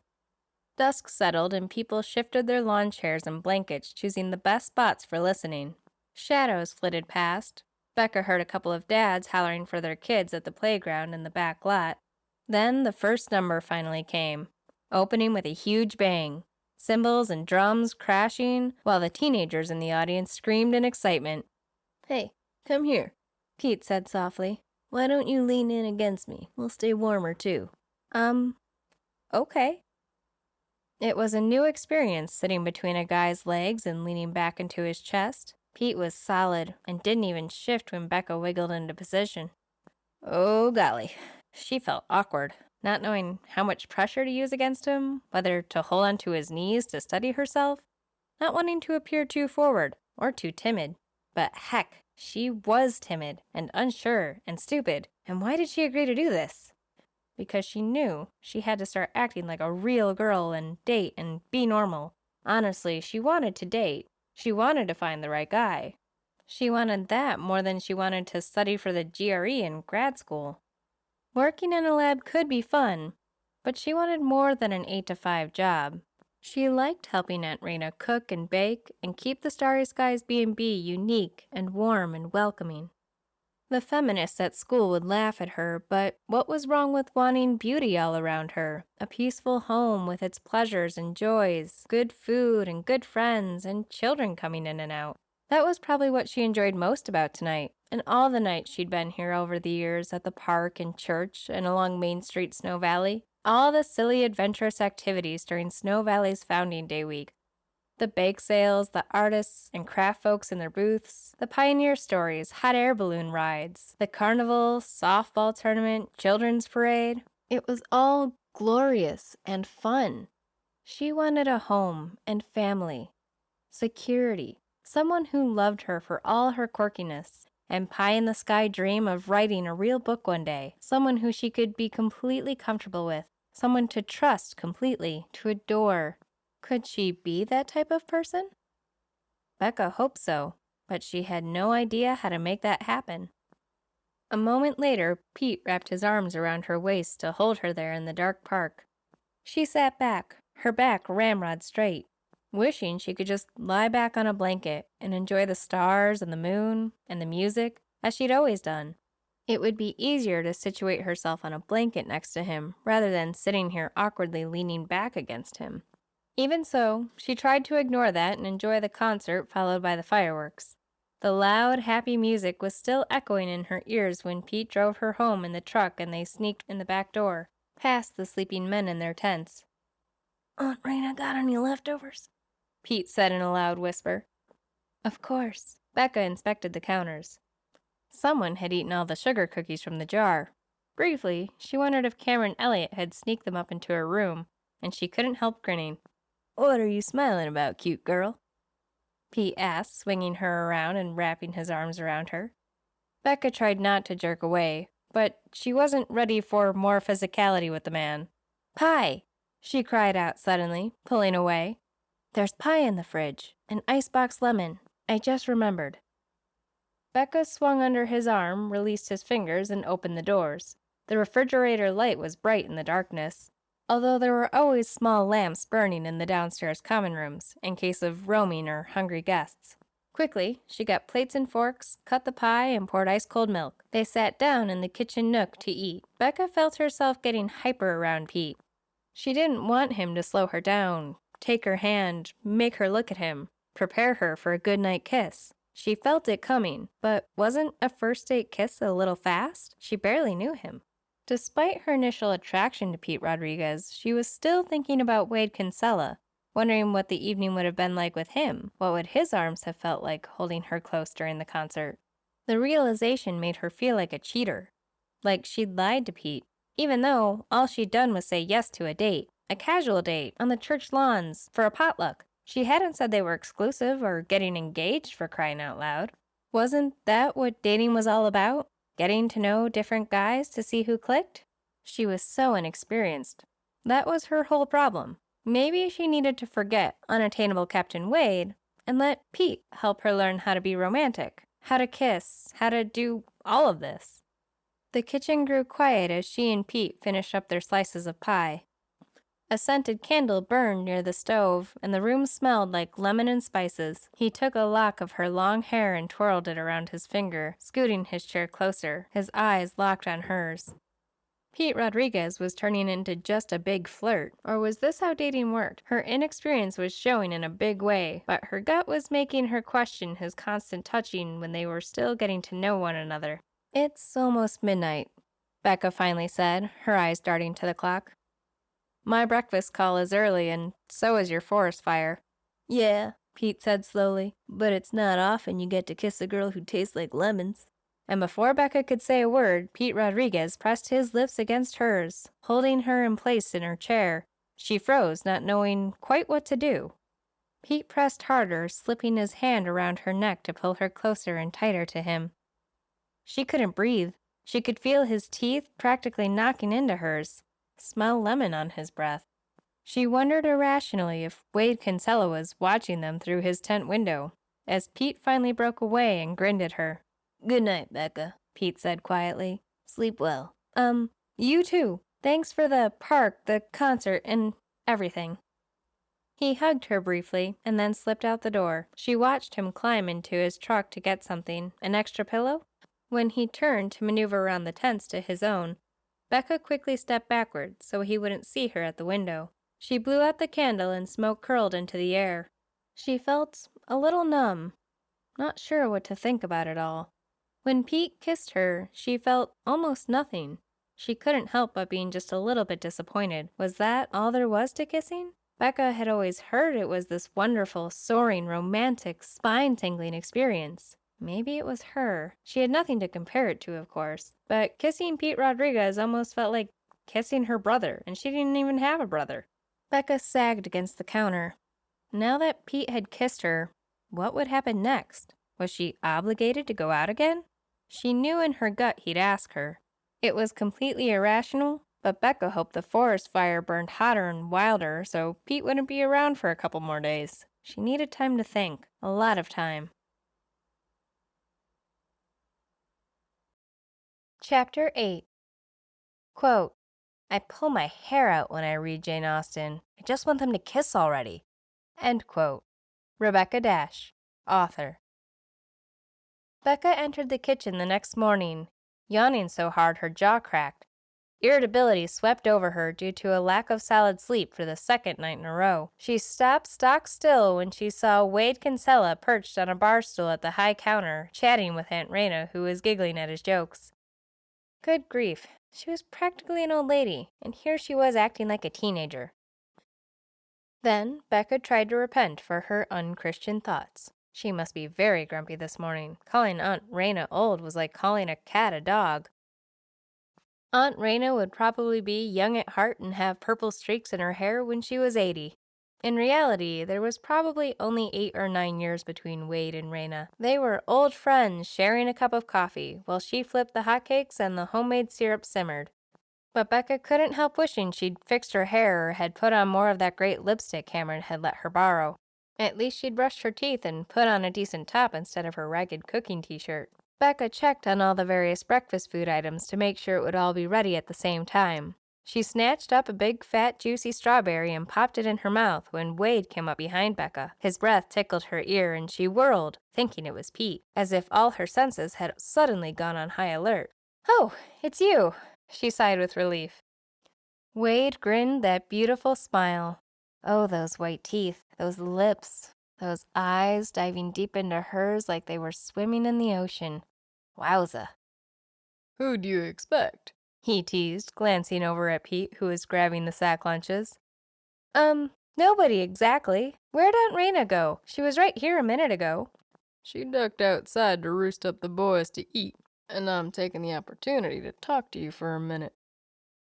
Oh, golly. Becca never expected this. Was he going to ask her out?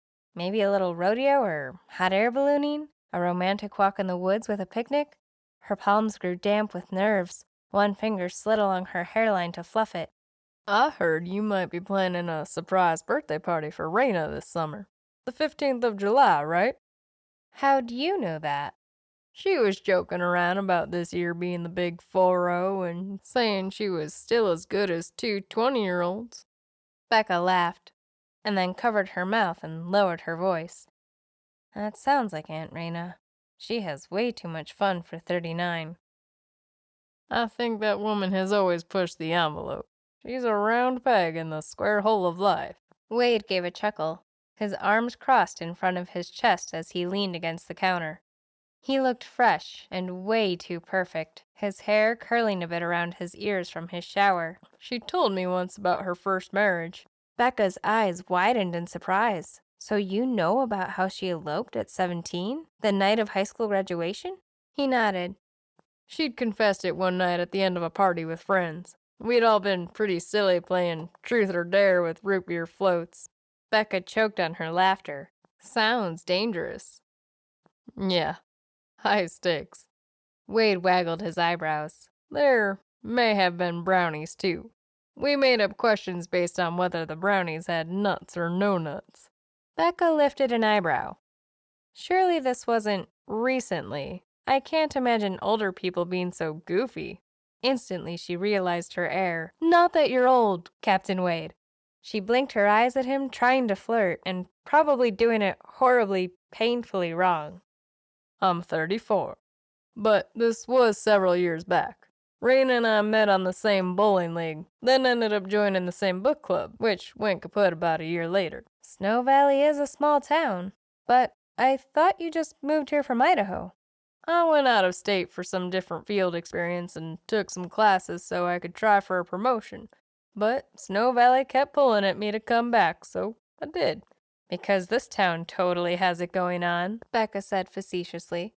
It does have its charms, Wade said, smiling at her. Becca blushed, wishing she wasn't so easily taken in by Wade Kinsella's charms. But the man was likable, and she could see that everyone was drawn to him. Sometimes, Wade mused, I wonder why Rayna lives here and not in some totally posh Victorian in San Francisco, leading rallies against war and orphans. I think she used to. When her marriage only lasted a month, she said she loved the boy, but they were much too young and stupid. Wade nodded, concurring with the facts Aunt Rayna had also confided in him. My aunt always said she was glad she hadn't gotten pregnant. It was much easier to annul the marriage and move on. She'd be a great mom, though, don't you think? Becca was surprised at how serious the conversation was going. She's an awesome aunt, but she's too old to have kids now. It was Wade's turn to widen his gorgeous blues. She's still got time. Don't put her in her grave yet. Becca bit her lips, feeling embarrassed. I didn't realize you guys were such good friends. Only when I'm in town. And since I'll be here the next few weeks, I think you and I should pull together a party for her. Absolutely. I'd love to plan it with you. In fact, I was going to shop for some birthday decorations and things tomorrow, if I could get away for a few hours, in her car, and hit the street fair bake sale to look for a cake decorator. Hint, hint, you could go with me, you gorgeous man. Becca tried not to laugh at her own thoughts. Maybe before she fell for him completely, she should find out if he had a girlfriend. The thought made her throat gag. No, he acted much too single. I'd love to help with the party. Tingles rushed up her neck. So I was thinking we could do meatballs and cheese platters, maybe ham and turkey with fancy French rolls, a fruit bowl, some veggies. Becca stopped, embarrassed. Sorry to go on and on. I can tell you're familiar with what we need. The B&B taught me that, I guess. It's awfully kind of you, Wade, and it would help with the expense. I'm embarrassed to say. Don't exactly make much money all school year or summer. Where should we hold the party? He asked. Right here at the B&B is the easiest. We could get her out of the house with some sort of excuse while guests arrive and we haul in the food. I hope the forest fire is done by then, so we can party all night long. It will. My positive thoughts will make it happen. I hope you want to party with me, Becca thought selfishly, after they finished celebrating Aunt Rayna, of course. I love your attitude, Becca. Tomorrow we'll reconvene as co-conspirators after we do our solo shopping. Becca practically swooned at the sound of that. Have a great day, Miss Becca. But no root beer float, truth or dare shenanigans. Aye, aye, Captain Wade. He tipped his hat, smiled down at her with his full-on charming self, and then strode out the doors to the lawn. Becca watched his broad shoulders and lean torso climb into the red fire truck, appreciating the fine specimen he was.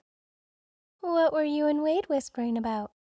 Aunt Rayna said, coming up behind her. Becca whirled. "Nothing. We weren't whispering at all." Her aunt lifted an eyebrow and gave her a grin. "I know secret plans in the making. I wasn't born yesterday." "Secret plans?" Becca feigned innocence. "How was your date with Pete?" Aunt Rayna asked, changing the subject. "Did Wade chase him off?" Becca shook her head. "The concert was great. I remember those musicians back when I came here during high school. They're really good." "I hope they get a chance to cut an album. Every citizen of Snow Valley should buy one." "No, the whole state of Montana should buy one." "The country." "The world." "You win." "What's my prize?" "Serving breakfast to a dozen hot firefighters. And I mean that both literally and figuratively." "You are bad, Aunt Rayna." "I can still appreciate a good-looking man. Golly, girl, I'm only 39. "It's just weird to hear you talk like that because you're my aunt. But when I was 10 and you were 27, you were the coolest aunt in the world." Rayna posed in a feigned pout and pulled out her purple locks from her head to make her look silly. "Have I lost that rank already?" Becca giggled. "Of course not. I'm sorry." She kissed her aunt's cheek. Rayna gave her one of her typical lopsided grins. "Okay, time to feed some folks." During breakfast, Becca tried to be solicitous to Mr. and Mrs. Cook, who were complaining about the lack of structure and firm plans during their family reunion, which was being held at their son's ranch. Kids ran wild, the grown-ups just sat around talking, and they were missing so many of the Snow Valley celebrations. The Founders' Day festival was not to be missed. Becca nodded in sympathy with Mrs. Cook and poured more coffee. Cameron Elliott was still asleep after a late dress rehearsal. Tonight was the big Miss Snow Valley pageant. The whole town would be there cheering on their girls. She'd have to be sure to wish Cameron luck. She'd been acting super nervous the past couple of days. Mr. Grantham's car was finally repaired and he had checked out. The newlyweds, well, nobody ever knew where they actually were at any given moment. They'd come in and sneak right upstairs, not come down until they'd missed breakfast. Becca kept her thoughts to herself on that front. An entire family, complete with 3 kids, were coming in from California by the weekend to spend the week of the 4th here. Next week, the rodeos were scheduled, plus hot air balloon rides. Snow Valley really was a cool little town, a great place to raise a family. Becca gave a small snort, shaking her head. Stop thinking about kids and focus on getting a date with Wade. Or bury yourself in your room and write. Yeah, she needed to get on that. "What are you laughing about?" a male voice said behind her. Becca gave a start. It was Nick, turning his cowboy hat in his hands. You shouldn't sneak up on a person. "Laughing by yourself is a sign of insanity, you know." "Oh, you." She threw a dish towel at him. "Go get yourself a plate of breakfast, mister." "I think I've caught you laughing by yourself at your inner jokes and stories since you were Nick went on, picking up a hot biscuit and slicing it open so steam rose. He proceeded to slather it with butter and jam. "The way you fix a biscuit is making my mouth water." "I'll make you one." Nick quickly broke apart another one, slathered it, and handed it to her. "A masterpiece," she said, sinking her teeth into it. "Wow, make a second, pronto. I didn't realize I was starving." "I imagine cooking is hard work," Nick said in his quiet, sure way. But his eyes twinkled. He was teasing her. Much harder than cleaning out horse stalls and baling hay. A shiver ran through Becca. She might be flirting just a little. Nick Walton made the 3rd guy she'd flirted with in 12 hours. She was turning into a little tease. Maybe it wasn't so hard after all. Since Wade and Pete were both gone to the fire again, Becca took a chance and hoped Nick wasn't annoyed with her. She'd been sort of avoiding him. "Hey, do you want to brave the wilds of Snow Valley and help me shop for Aunt Rayna?" "She's going to turn 40 in a couple of weeks," Becca added in a stage whisper. Aunt Rayna suddenly stood in the doorway, her hand on her hip. "I heard that, young lady." Nick's laugh was loud and genuine. Something the thoughtful, quiet boy she'd known for almost 10 years didn't often do. He had a great laugh, deep and masculine. Becca determined that she'd have to write his laugh into her next chapter. "Let me get ready real quick," Becca told Nick. "Would you drive me downtown? Then I don't need to use Aunt Rayna's car." I actually brought over the horses in the trailer. I understand a Mr. and Mrs. Kingston want to go horseback riding. "You mean the newlyweds left their lair and emerged from the hidden lily room?" "Now, Becca," Aunt Rayna chided. "The young'uns just ate breakfast in the living room. Gets a little rowdy out here with all the firefighting hooligans. You two take my car. I don't need it, especially if you pick up a few things for me." "Thanks, Auntie R. Just give me your list and we'll be back by lunchtime." How about if I unhitch the horses, get them ready for the Kingstons, and meet you outside in 30 minutes? "Perfect. That gives me time for a shower. Hope I haven't been offending anyone out here," Becca said in a self-deprecating tone. Don't think that's even possible, Becca Dash. Nick grinned at her and headed for the backyard, squashing his cowboy hat onto his head. Chapter 9. Quote, "It isn't what we say or think that defines us, but what we do." End quote. Jane Austen, Sense and Sensibility. The following morning on Main Street in Snow Valley was gorgeous. It was perfect weather, too, not too hot, and no sudden mountain cold front barreling into town to spoil the Independence Day celebrations. "Are you nervous about leaving the Kingstons to ride the horses on their own?" Becca asked. "Do they even have a clue how to ride?" she added, making a silly face which brought out a chuckle from Nick. Turns out Sam grew up with horses. They'll be fine. I gave them a map of the riding trails close by the B&B and made sure they took their cell phone. We're only 15 minutes away if they have any trouble. I can pretend I'm John Wayne and ride out to rescue them." He looked down at her with amusement. "Don't laugh at me," Becca said, bumping her shoulder into his arm. She didn't remember Nick being so tall. "Hey, you grew the past 2 years." Yeah, a little. Or did you shrink? "Not fair. I'm not short at all," she protested. I'm not that tall, he shot back with a grin. There's a perfect number of inches between us. He was flirting. She was sure of it. Nick had never flirted with her. They'd been buddies for too long. Was he going to hold her hand? Is that what he was inferring? The perfect height for holding hands, an arm around her shoulder? Was that what he was thinking? The idea of it turned Becca's entire paradigm of Nick and herself upside down. She changed the subject. "So, see any good movies lately?" We haven't sunk that low yet, have we? A slightly hurt tone colored Nick's words. I know it's been 2 years since we've seen each other, but it's almost like we gotta start over, huh? "Yeah. Weird. Sorry to drag you out on errands our first day together after all this time. I'm sure there are tons of other things you'd rather be doing. The demolition derby, the softball tournament, horseshoe demos with an anvil and hot metal." Now you're being silly, Nick said, but affection laced his words as he glanced down at her and smiled. I'll take you anywhere you want to go. Doesn't matter to me. I just want to spend the day with you. Take you anywhere. Within reason, of course. He quipped. No old-time saloons in this town. Becca laughed. I wonder if there ever were any saloons way back in the 1870s, with gunslingers and dancing girls, and the sheriff showing up to keep the peace. The idea is strange and kind of funny. Makes me think of the movies like The Magnificent Seven. A classic, Nick agreed enthusiastically. Or Tombstone. The Good, the Bad, and the Ugly, Becca shot back. High Noon. The competition was on. True Grit, Becca said, crooking her chin at him. Butch Cassidy and the Sundance Kid. Hey, I wanted to say that one. Nick teased. Okay. How about The Man Who Shot Liberty Valance? That's my dad's favorite. What's better than Jimmy Stewart and John Wayne together? They are hard to beat, he admitted. But Unforgiven gives it a run for the best Western of all time. Becca slapped her hand against her forehead. So true.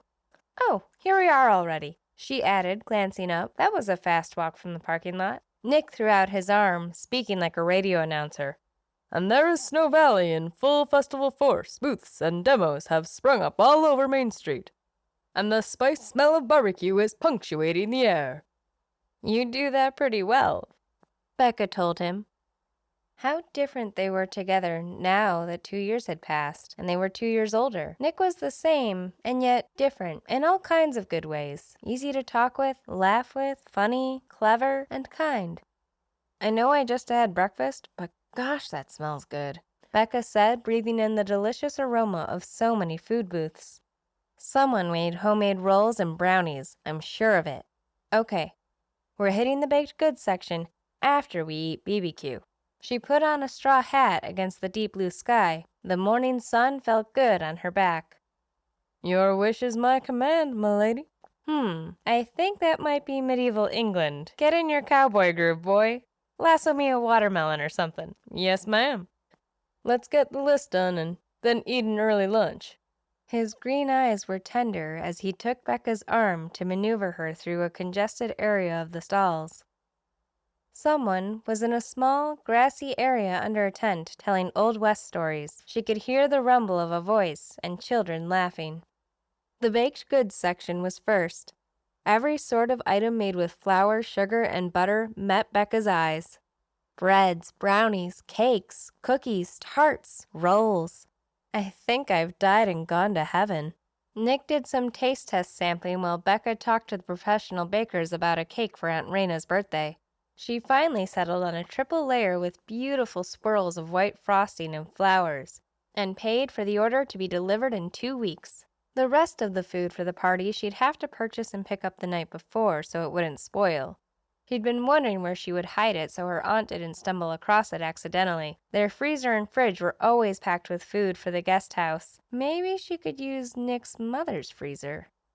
"Here," Nick said, breaking off a piece of snickerdoodle and shoving it into her mouth. "Good, huh?" "Oh, yum. That is divine. But you're spoiling my lunch." "You can have the rest later." Nick held out his arm. "Let's mosey on over to the lunch tables." Becca slipped her hand through his arm, a gentlemanly move, so like Nick, not as personal as holding hands with Pete. She appreciated it. If there were ever a boy that would seem closest to kissing a brother, that boy was Nick. She was comfortable with him, and their ease together after 2 years was returning. She could count on him to always be a good friend. Becca's stomach was growling by the time they bought their lunch boxes of barbecue ribs, pork and beans, a soft roll with butter, and a cookie. This time, a giant chocolate chip that was still warm and gooey. If I keep eating like this, I'll end up rolling out of here like a beach ball by the end of the summer. And here I was thinking I'd bid on a bachelor at the bachelor auction next week. "Seriously?" Nick asked as they settled on the picnic table. "You should sign up. It's a fundraiser for the park to get play equipment for the kids, isn't it? All for a good cause, you know, Nick." He gave a laugh and shook his head. "You drive a hard bargain, missy." "Maybe you'll find Miss Wright. Or Mrs. Wright, as the case may be. Sort of a blind date, because you never know who'll win the bidding." "I think I know all the girls around here already." "And dated them all?" "Well, I'll plead the fifth on that." Becca punched him lightly on the arm. "What secrets are you keeping from me, Nick Walton?" "I'm an open book, Rebecca Dash," he teased in return. "I'm sure you know everything about me by now." "Hardly. We don't even email each other during the school year." He nodded thoughtfully, chewing on his last rib and wiping a napkin across his greasy fingers. "Maybe that was a mistake. Then we wouldn't have felt so new and strange together the last several days." "I'm glad we had this time together. Thanks for coming and putting up with girl shopping." "It's not a hardship when there's food involved," Nick teased. "Plus, it's for a good cause. Miss Rayna, she's always been so generous with me." "Me too. Summers here have always been a respite. But now, after 2 years away and my internship, being here just makes me more confused about what I want to do with my life. I love the B&B as much as Aunt Rayna." "I'm sure you do." Nick's eyes locked onto her face, but then he quickly looked away. Becca rose, crumpling up the trash from their lunches and glancing about for a trash can. "I'm not going to get maudlin and sentimental or drag you into my problems." Becca rose, crumpling up the trash from their lunches and glancing about for a trash can. Nick was quiet, gazing at her thoughtfully, but he didn't ask her anything else. "Hey, we could do the Ferris wheel for old time's sake." "Deal." best part of summer in Snow Valley. To friendship, Becca said. Shake on it? Sure, Nick said, but there was a flicker in his eye that Becca couldn't read. Maybe she was really being annoying. Maybe he thought she was being secretive and taking advantage of his friendship. Maybe he had a girlfriend. That thought hadn't even occurred to her. What if he acted awkward at times because of that? Now Becca wondered if it was a Snow Valley girl or someone from somewhere else entirely. Hey, Nick, she said slowly, if you have stuff to do or other people you need to see, we could, call it a day. He looked confused. Why would you say that? I... Becca tried to explain without coming right out and asking him about his personal life. You just shook on our friendship and now you want to get rid of me? I didn't mean it like that. I'm sorry. This conversation was going exactly the wrong direction. What had just happened? Her stupid assumptions had completely bulldozed their lovely morning together. We've known each other too long not to be honest, Becca, Nick said now in a quiet voice. I'll take you home now. Thanks for having lunch with me. But what about the Ferris wheel ride? You know I love that. How about a rain check? The ride in the car back to Starry Skies B&B was mostly silent and so very odd and awkward. Becca had never been so self-conscious with Nick in all the time she'd known him. Thanks again for taking me, Nick. No problem. He helped her out of the passenger side and then trudged up the slope to the front door.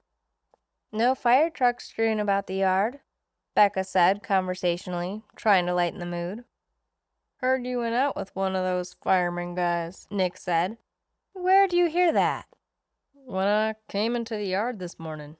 Heard your name. Well, that was unsettling. Was Pete gossiping about her? Or was it an innocent conversation about the concert? And... Nick went on. I saw you there last night, actually.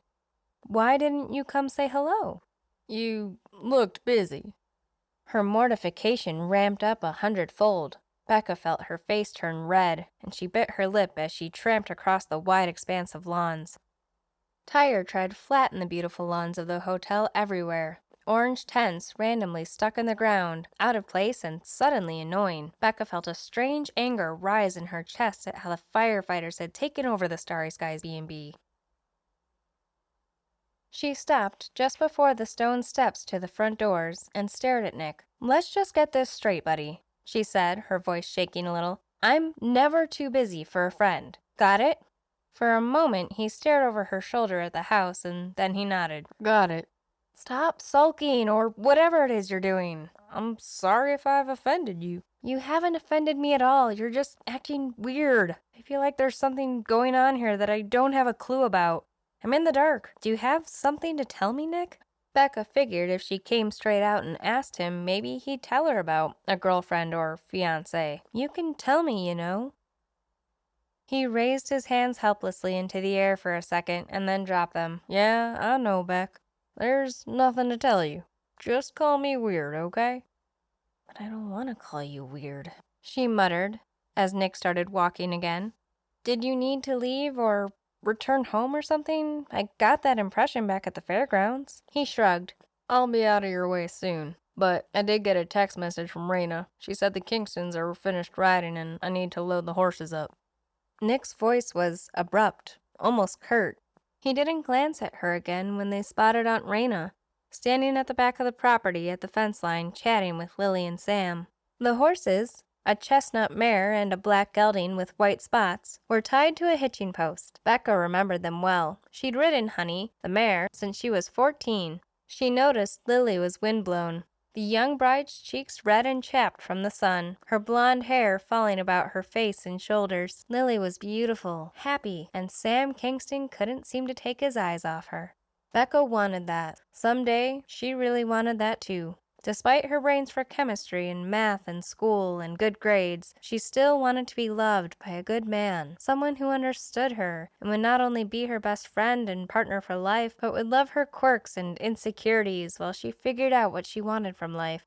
Was it too much to ask for a guy who worshipped her? And a man she could return the favor to?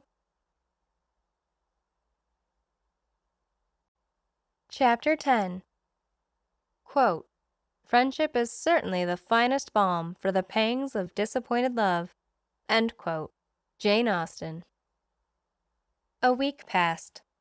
Becca spent most of it fixing Starry Skies gobsmacking, stomach-breaking breakfast every day at 6 o'clock in the morning. She also created the menu for Aunt Rayna's surprise 40th birthday party, with all the foods she and Wade had talked about. She still found the captain breathtakingly gorgeous. She'd break out in a nervous sweat every time he whispered an idea in her ear as she passed the platter of crispy hash browns or pitcher of orange juice, or passed her little notes. I'll pick up the balloons and streamers. Purple, right? No, better make them orange, she'd tease. Pete gazed at her curiously when she made out-of-the-blue comments like that to Captain Wade, as if they were communicating with a cryptic language or Chinese. Then he'd frown, and Becca squirmed with guilt. Any attraction she'd had for Pete was quickly fading. When Becca finally found a quiet afternoon to make a huge grocery shopping run, she took the frozen party foods to Nick's mother's garage freezer. Disappointingly, Nick was never around. She didn't know whether it was just coincidental, or he was purposely avoiding her after their odd little argument. Their last conversation had begun so sweet and familiar and pleasant and had turned so strange. Becca still couldn't figure out what had happened. And then there was Pete Rodriguez. There was nothing wrong with Pete. He was just a guy. Nothing special, no butterflies in her stomach, nothing much in common. When the firefighters returned to the B&B after a long day in the hills and dinner in downtown Snow Valley, all he wanted to do was sit with Becca in a corner of the living room and watch television and make sure they were holding hands, as though her hand was some object he needed to carry around with him, as though her hand was more important than her personality or her thoughts or her brain. Television was the last thing Becca wanted to do when there was so much going on in town right now. There were horses to ride or hiking to do, exploring, baking, games, rodeos at the town arena, a pickup game of softball, or kickball on the lawn with the other firemen. Pete was just boring. So she began avoiding him. Then it got too uncomfortable to make excuses. She just made sure she was always busy when he came around. By the end of the week, the fire in the Western Hills was well under control, and some of the firemen went back home to their various locales. Becca wished Pete had been one of them. Annalisa Drake, Cameron's protege, won the title of Miss Snow Valley, but fell apart right on stage. Turns out the poor girl had been under tremendous pressure for so many years she had a meltdown right on stage and refused the crown, giving it to Monica Snow, the first runner-up, who just about fainted in shock. The entire B&B threw a party for Cameron after it was all over to celebrate her success, despite the final outcome. "If ever I need a beauty pageant coach, I'm hiring you, Cameron Elliott," Aunt Rayna told the young woman, who blushed and then beamed. Rayna had ordered a cake with a crown on it and lots of curlicue icing swirls in a rainbow of colors. Celebrating Cameron made for an interesting evening. The firefighters fell all over themselves fighting for her attention, trying to outdo each other with jokes and antics, showing off like they were teenage boys again. About halfway through the cake and ice cream, Nick Walton dropped by with some paperwork from the vet for the horses. Becca spotted him across the room. She'd been in a surreptitious huddle with Captain Wade talking surprise party details. Aunt Rayna was currently detained in the kitchen to listen to a play-by-play of the beauty pageant from Cameron's mother, who had come in for the event and was staying at the Starry Skies and liked to talk. A lot. Becca was sure by the end of the night her aunt would be an expert on pageants and rules and evening gown shopping and judging. It was the perfect time to consult with Wade. His eyes were on her face as he crouched closer while Becca perched on the edge of one of the Victorian chairs. His aftershave intoxicated her nose, and the line of his jaw was smooth with a fresh, clean shave. Golly gee willikers, the man was beautiful. Wade lowered his voice. "So here's the plan." The room erupted into laughter. A rowdy game of charades with the firefighters was going on around them. A piece of popcorn launched over the sofa at one of the firemen, Dave or Paul. Becca couldn't tell from her position. "Easy on the furniture, guys," Wade said, raising his voice a bit, and then lowering it again. So here's the plan. That night, I'll call Rayna into town. On what pretense? Becca asked, her eyes flicking up to Nick's face across the room. The young man gazed back at her, his eyes bouncing between her and Captain Wade. Then Nick's eyes narrowed, and his face seemed to shut down. Becca knew he was interpreting the private party planning with Wade the wrong way. She could tell he was annoyed. Well, let him be. She wasn't doing anything wrong, even if she was overcome with Wade's rugged handsomeness. She put a hand on Wade's arm, stopping him for a moment. "Nick," she called, "if you're looking for Aunt Rayna, she's in the kitchen with the beauty queens." His face was impassive. Had he heard her? Without taking his eyes from Becca's face, Nick gave a single nod. His glance grazed her hand on Wade's arm, and Becca quickly withdrew it. The only reason she left it there was because Nick had frozen her into position with his peculiar expression. She couldn't read him at all. What was going through his mind? Why was he so moody this summer? Becca let out her breath when Nick walked across the living room into the kitchen. She could hear the sound of his boots on the carpet, and then the tile, and then back on the carpet before swinging through the doors without a backward glance. She wondered if he'd return. She should have invited him to have some cake.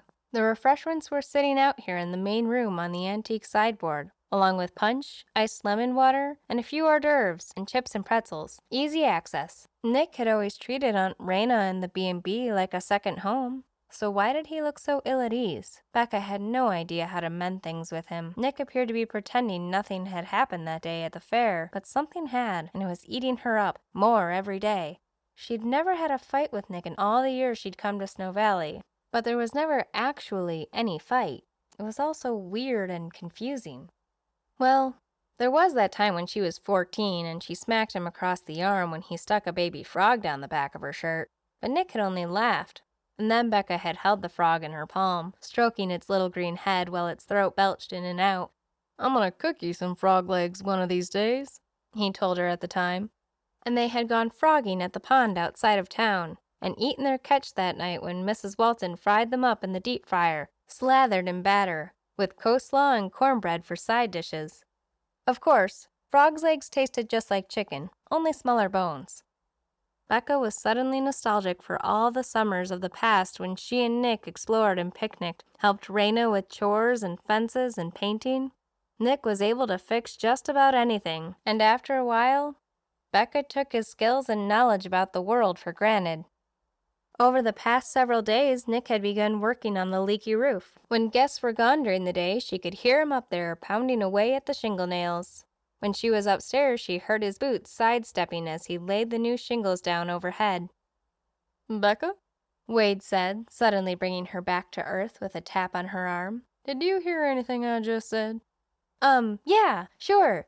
She blinked and tried to recall the surreptitious plan with Aunt Rayna. It's too bad the Snow Valley 4th of July celebrations will be over by then. That would be the perfect ruse. "Yeah, I just said that," Wade said, lifting an eyebrow. "Right. I was just repeating what you just, said." "We got time. We'll work out the fine details later. Exact time, location, that sort of thing." "Right. Now, jump back into charades," Becca said, trying to sound normal and casual, because the rest of the room had turned their attention toward them. Randy was begging for Wade's return to the game. "We're losing here, man. You know all those old-time movies." "Yeah, since you're so much older than us," Tom added. Wade got to his feet, and Becca was aware of his big hands, his massive torso, and strength. The man was a bit overwhelming. Definitely a Clark Gable kind of guy, who could pick up a swooning Scarlet and carry her up the dramatic set of stairs without a hitch in his breath. Over the following week, the orange tents in the yard began disappearing, pulling up stakes. Becca didn't have to make so much pancake batter any longer. From the windows, she watched Nick fertilize the grass and mow the lawn, tried not to stare too hard while he washed the lawn furniture and chatted with Mrs. Cook when she sat outside with a book under the tree and a glass of lemonade. "Oh, Nick," Becca said with a big sigh when she crawled into bed one night. "What went wrong? We should be having a blast in town like we've done every summer, and here we are barely speaking to each other." It was all so polite and infuriating.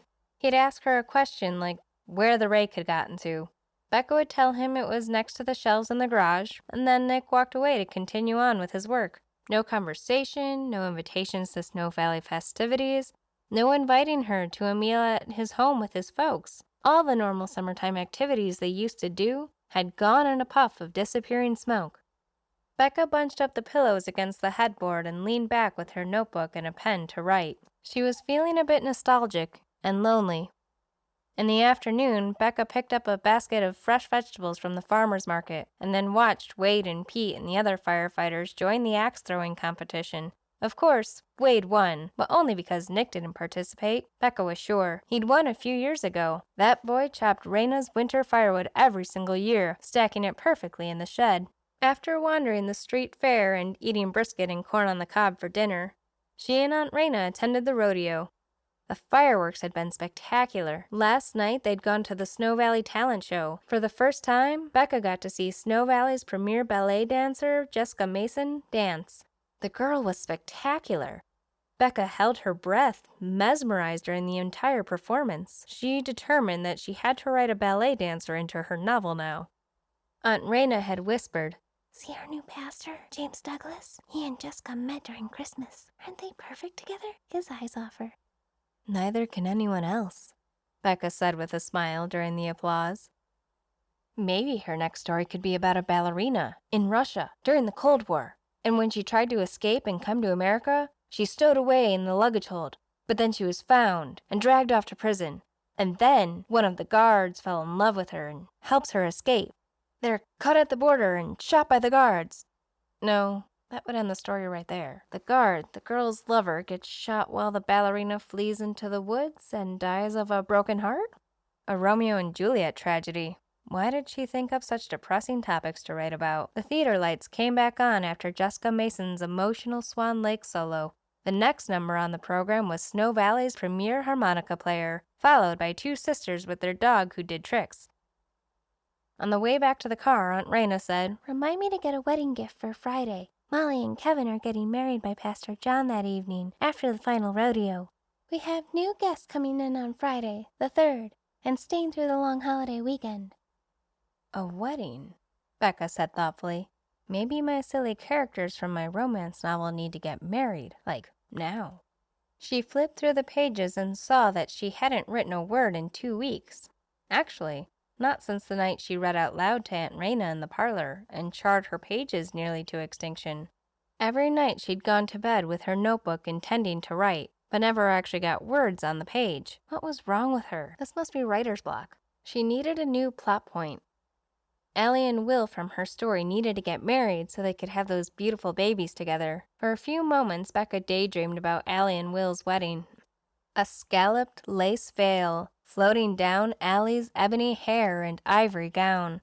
Polite and polished wedding guests, gentry in the neighborhood, her cousins of course, dainty cakes and punch, maybe lemonade 150 years ago. Will, her new husband, looking delicious enough to eat, just like Mr. Darcy from Pride and Prejudice. Will had to be rich, filthy rich, and they would live on an estate reminiscent of Mr. Darcy's Pemberley. Speaking of children, Captain Wade would certainly make beautiful babies, who'd be voted most popular in high school, cheerleaders and football stars with scholarships. Pete Rodriguez would make television zombie children. And Nick Walton? Nick would create fine, upstanding, hardworking citizens who saluted the flag during their bowl of oatmeal each morning. He'd chop firewood for all the widows in the county and be voted in as mayor of Snow Valley one day. Oh, Nick. Becca sighed again. Guess I need to make your favorite dessert, those gooey caramel and nut brownies, and go try to make amends. There was almost 2 months still left of summer. They couldn't keep avoiding each other, or only talk when Rayna was in the room. Besides, she missed the fun they had. She wanted her summer buddy back. Hopefully grad school would bring new people into her life, new potential men. But at the moment, grad school seemed very far away, a foreign world from quaint Snow Valley. Snow Valley was like its own Brigadoon from that movie, a town in the Scottish mountains that only came to life once every 100 years. But it was the perfect town, the perfect place to fall in love, and a place wholly apart and magical from the rest of the world. Becca's eyes misted.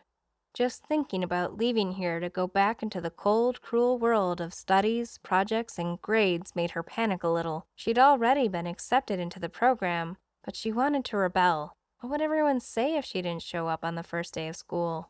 Her parents would have a fit. What would Aunt Rayna say? Would she take her parents' side when it came to school, or would she be sympathetic? Maybe Becca needed to take a year off. She had to get a grip on her life. Figure out what she really wanted to do for the next 50 years. Well, that thought was overwhelming.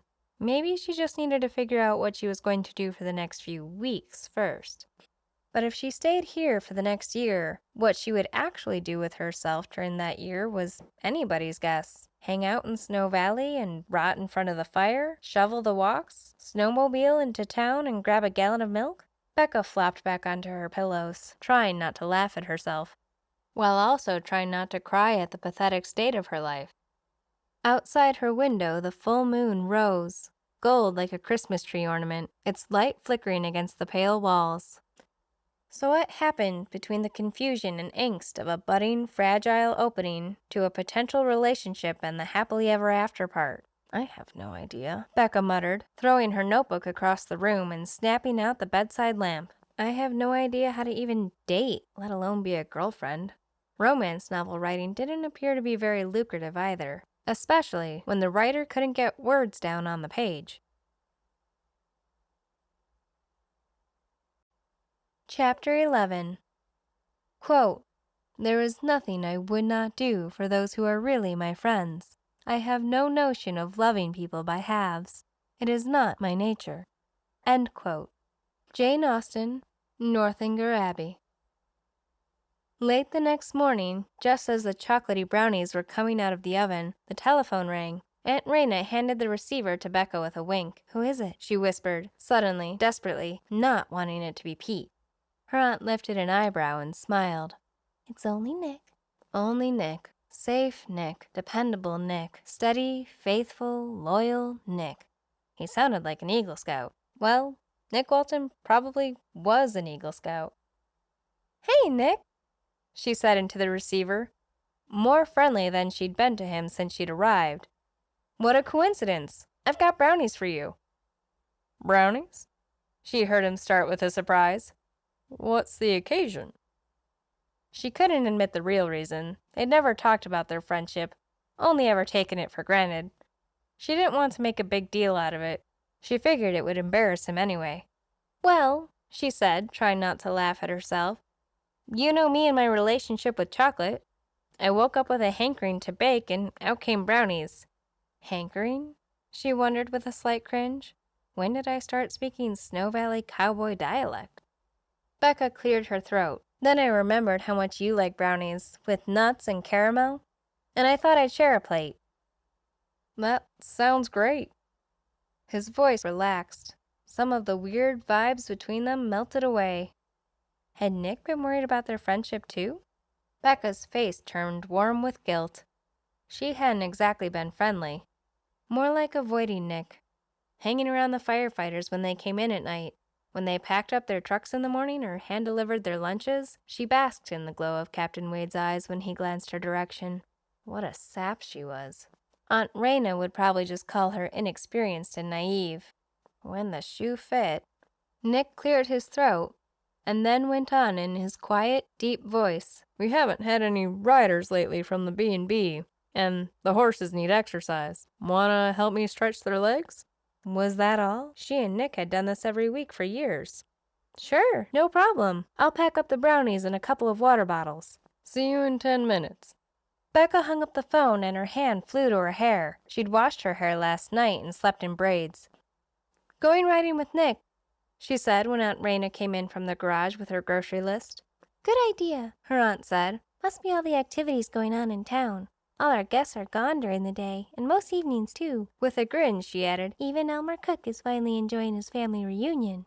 "Ha! Good. I hope his grandkids hang all over him and force him into giving piggyback rides."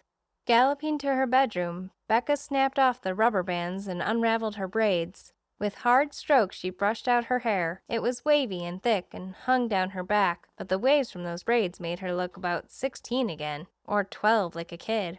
"Oh well," She'd leave it down for now, although she stuck a hair tie in her pocket for a ponytail later. She was silly to think Captain Wade might be interested. Wade Kinsella might flirt, but he didn't take her seriously. The thought was a little sad, but it didn't bother her as much as she thought it might a week ago. After pulling on jeans and boots, she changed into a crisp, cool blouse. It was going to be a warm afternoon, but at the last minute she grabbed a sweater and tied it around her waist and jammed a baseball cap on her head. Living in Montana meant weather was often changeable, hot in the morning, stormy in the afternoon, cleared by evening with a galaxy of stars overhead. Aunt Rayna had already packed up a plastic container of the brownies so they wouldn't get smashed, a couple of apples, and water bottles. She handed them over and winked. "Have fun. Thank you for the goodies," Becca told her, giving a wave of her hand when she spotted Nick leading the horses into the yard and skirting the yellow tents. Nick pushed back his cowboy hat and lifted his hand in greeting. The shyness returned the moment their eyes met. The rocky start earlier this summer had been silly, but she couldn't help it. He looked at her intently for a moment, then, without speaking, checked the saddle on Honey, the older mare. Need help? Nick asked. Getting up, you mean? No, I got it. To prove it, Becca stuck her left foot in the stirrup and then hefted herself up, swinging her right leg over. Honey, the mare, was steady as a boulder in a creek. Good girl, she murmured, patting the horse. Watching her, Nick nodded as she settled into the saddle and clasped the reins in her hand. Have you ridden lately? Nope, not since the last time we rode together, but I got up here easier than I expected. He nodded again, slowly, as if with approval, but his face didn't give off any emotion. Was he being shy again, or had his sympathies toward her disappeared? Becca wondered if she was just some girl Nick used to know, a neutral body to help him exercise Honey. The thought made her unreasonably melancholy. She reminisced about everything they used to do together, often with his little sister tagging along. Chores, swimming in the creek on the back of his family's property, movies, ice cream, tag, kick the can, lightning sparklers to wave in the air, dinner at each other's houses where sometimes they laughed so hard they snorted milk out their noses, painting the fences for Aunt Rayna, cleaning out the barn for Nick's dad. Why did all those memories seem like they belonged to someone else now? As if they happened a lifetime ago. Hey, Becca, Nick said now. And she suddenly realized it was the first time he'd said her name out loud since their last day together running errands and eating barbecue. do you mind if it's a longer ride than normal? My dad wants me to check out the fences out on the perimeter by the highway. We lost a couple of head of cattle. Don't know if it's faulty fence line or rustlers or even wolves. Have there ever been cattle thieves in Snow Valley before? Off and on over the years. Not too worried about it, but I thought I'd go see if there's any evidence. Nick made those distinctive kissing noises in his throat at the horses, and soon they were out of the yard and onto the road, heading northwest out of town. Is it dangerous? Becca asked, guiding the horse with a light hand. Like, if they saw us, would they confront us or get violent? Nick shook his head and then smiled reassuringly. No, they only come in the middle of the night. They wouldn't be hanging around waiting to be caught. Especially not with all the traffic in and out of Snow Valley this week. If there are rustlers, they'll lay low until the summer quiets down again, and then strike when we're off our guard. Have you or your father ever caught anyone? Once when I was a kid, my dad did. Sheriff Carter hauled the guy off. Thief said he was working alone, but that was probably a lie. Paid bail and never seen again. There was a pause of silence. Gorgeous day, isn't it? Best summer day we've had yet. Nick pointed up a slope to a copse of trees. Let's head that way. Think you can get Honey to trot? I'll try. She'll follow my horse. No worries. Sure enough, when Nick kicked the black gelding's sides and the horse lunged up the slope, Becca's horse followed. The bumping and swaying surprised her. Wow, it really had been a long time since she'd ridden the mare. Hot sunshine poured along her shoulders while she gripped the animal's sides with her legs and let Honey follow Nick. They rode in silence for a mile or so, weaving in and out of the pine trees along the back perimeter of the Walton family ranch. Good girl, Becca told Honey, smoothing her hands along the animal's neck. She'd forgotten how great it was to ride, to get away from civilization, even if it was only a few miles. She'd spent too many years in a city with concrete, honking buses, and thousands of college co-eds taking over every restaurant, theater, coffee shop, library corral, and study lab. The silence was peaceful, luxurious, the smell of the trees sweet. The ash and smoke from the forest fire had pretty much disappeared now. Captain Wade had told Aunt Rayna last night that they'd probably only be there a few more days. The crews had been cut again, about a third of the full team. "Hey, did you hear about the bachelor auction?" Becca asked Nick when they got further up the trail, and then slowed down again on approach to the barbed wire fence line. You mean on Friday? In the town park? Yeah, we talked about it last week, briefly. Oh, right. Sorry, I'm already repeating myself. Becca's face turned hot.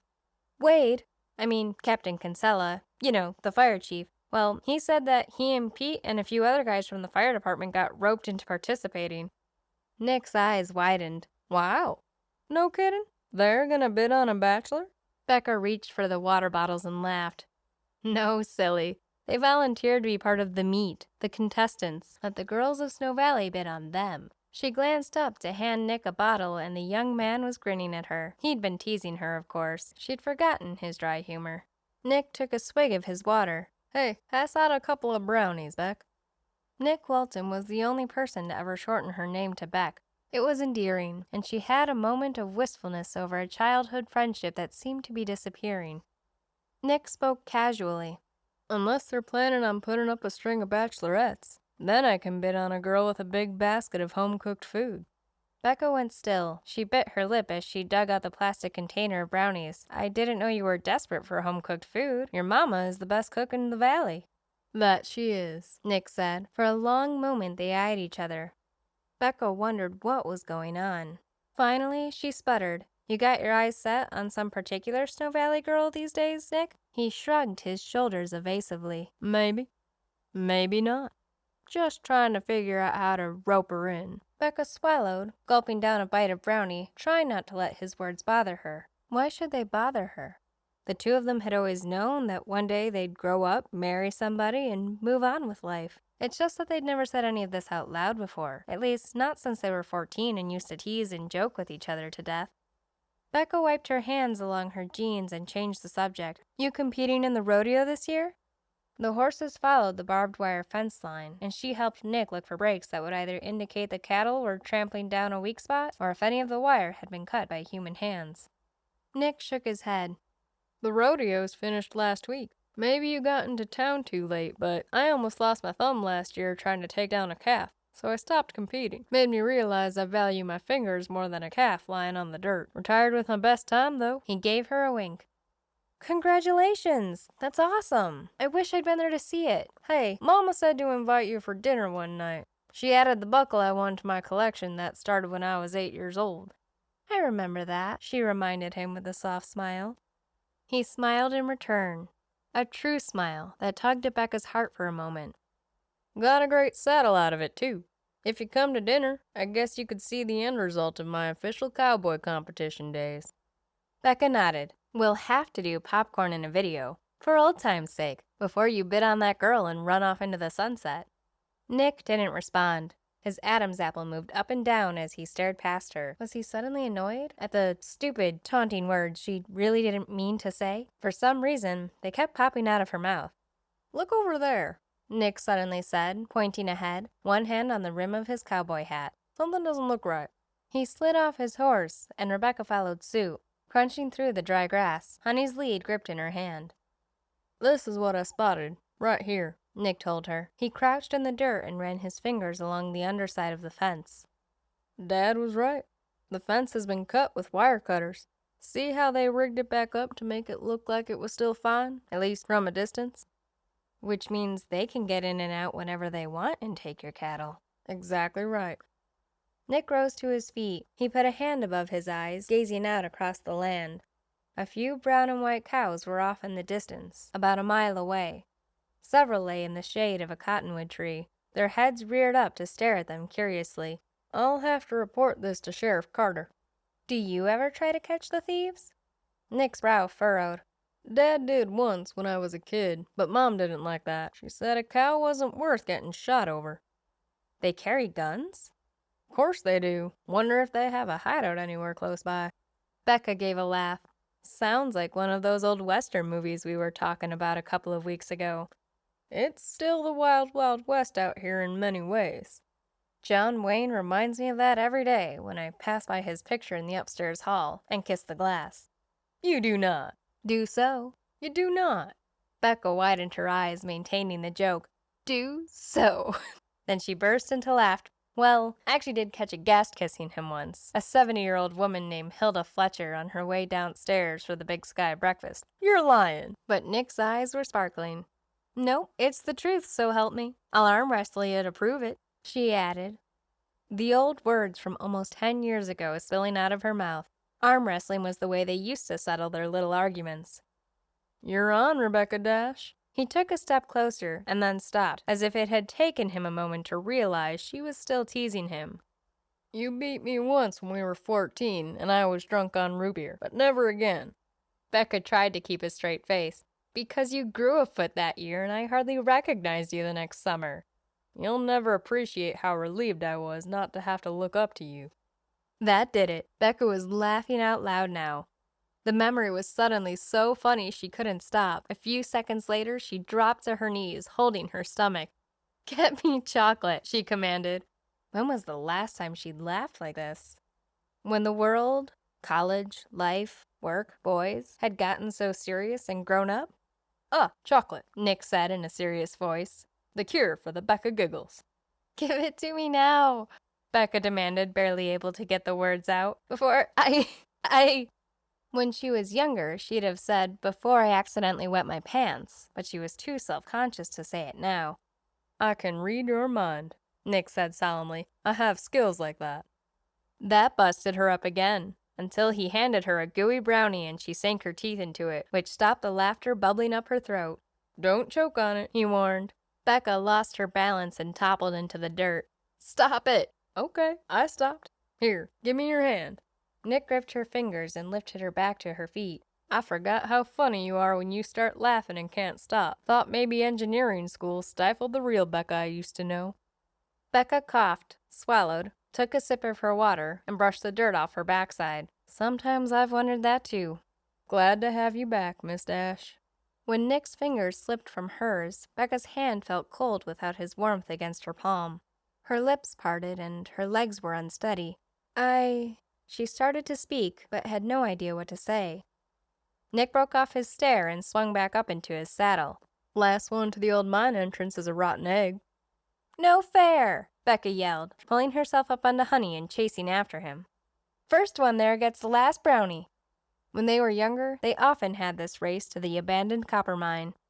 The horses galloped the last half mile, and Becca almost lost her hat, but she won by half an arm's length. "Hey, you let me win." He shrugged, trying to hide a smile. "Too bad for you the last brownie is a pile of crumbs and pecan pieces," she told him. Give it to me anyway. Nick shoved the mess into his mouth and chewed. I need a glass of cold milk. She arched an eyebrow. "See, you lost on both counts." All we gotta do now is find a milking cow, Nick added, trying to hide a smile. Ooh, warm milk. Now that's such a treat. She was breathing hard for some reason, but it was the horse that had done the running. Shading her eyes, Becca stared up ahead at the rugged hillside. Old rotted timbers lay strewn like old newspapers around the area. A dark, menacing hole stared like a big black open mouth about a quarter of a mile ahead. How long ago do you think the mine closed? Dad says way back in the 30s. If we scrounged around here, do you think we'd find any old coins or spoons or canteens? Nick indulged her with a smile. Maybe a pair of old shoes, if they're even recognizable after all this time. Nothing too exciting around here. Believe me, I spent plenty of time up here when I was a kid exploring. Sagebrush and grass and scrub pines surrounded them. Honey pawed the ground, shaking her head and snorting. Becca patted her mane. "Good girl. Wish I could give you something for winning our little race. Oh wait, I have apples." Digging in the knapsack, she pulled out 2 polished red apples and tossed one to Nick, who jumped down to feed the fruit to his horse. Leaning forward, Becca tried to reach her horse's mouth, but the animal suddenly swayed. Her ears flattened and she began to make whining sounds. Alarmed, Becca grabbed at the lead, sliding a comforting hand along Honey's flank. "What's wrong with her?" she asked Nick, quickly dismounting the horse. He shook his head and looped the leather halter around the neck of his horse, coming closer to put his hands along Honey's head. I'm not sure. The ground beneath Becca's feet suddenly shifted like quicksand. Right in front of her, Nick tilted and put out his arms to keep his balance. "Is it an earthquake?" Becca said, grabbing at his hand to keep her balance. Honey's halter jerked out of her other hand, and the two horses suddenly raced off, whinnying deep in their throats like the world was coming to an end. Nick scanned the area with a frown. "This isn't an earthquake, Beck." He shook his head and then whirled around to see the earth behind them sinking. "Run!" he yelled. "It's a cave-in!" Shocked, Becca couldn't move for a second. That second felt like it lasted forever. But then Nick shoved her forward toward the mouth of the old mine. But it was too late. Her boots sank into the crumbling dirt beneath her. She tried to lift her knees, tried to move forward, but the dirt was shifting and slipping underneath her legs, and before she could even attempt to grip the earth to move forward and run to safety, the ground completely gave way below her. Chapter 12. Quote, "A lady's imagination is very rapid. It jumps from admiration to love, from love to matrimony, in a moment." End quote. Jane Austen, Pride and Prejudice. Becca was falling, sliding, screaming as her arms flailed while a waterfall of dirt caved in on her. She heard herself shrieking in panic, and then the world turned into a tornado of dirt, even her mouth filling with the stuff when she landed on her backside with a painful thud. Overhead, a shower of dirt and bits of tiny, sharp rocks spattered like rain, hitting her face, her head, her legs, and arms. Spitting and spluttering, Becca groaned, holding her arms over her head to protect herself. Finally, slowly, the dull roaring noise slowly receded as the waterfall of falling dirt finally stopped. All went quiet.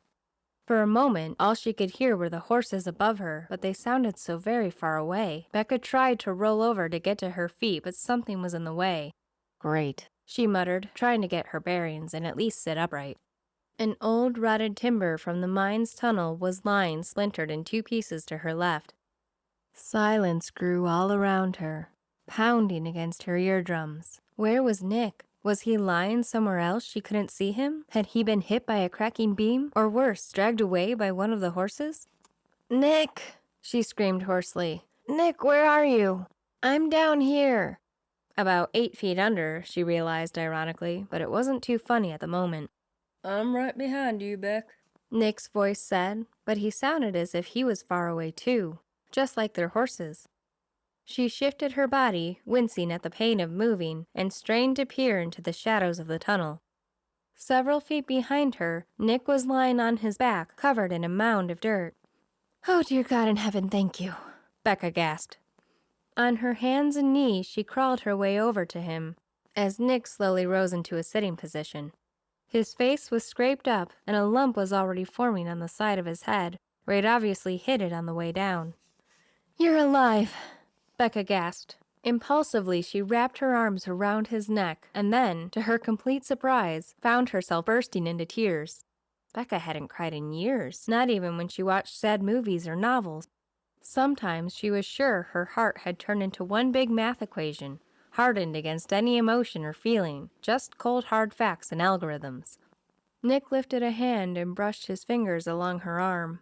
"I'm okay," he said quietly. "Head just hurts like I got hit by a baseball bat." "Unfortunately, you did," Becca told him. A 2x4 baseball bat. Becca examined the split beam, pointing so Nick could see it in the dim light.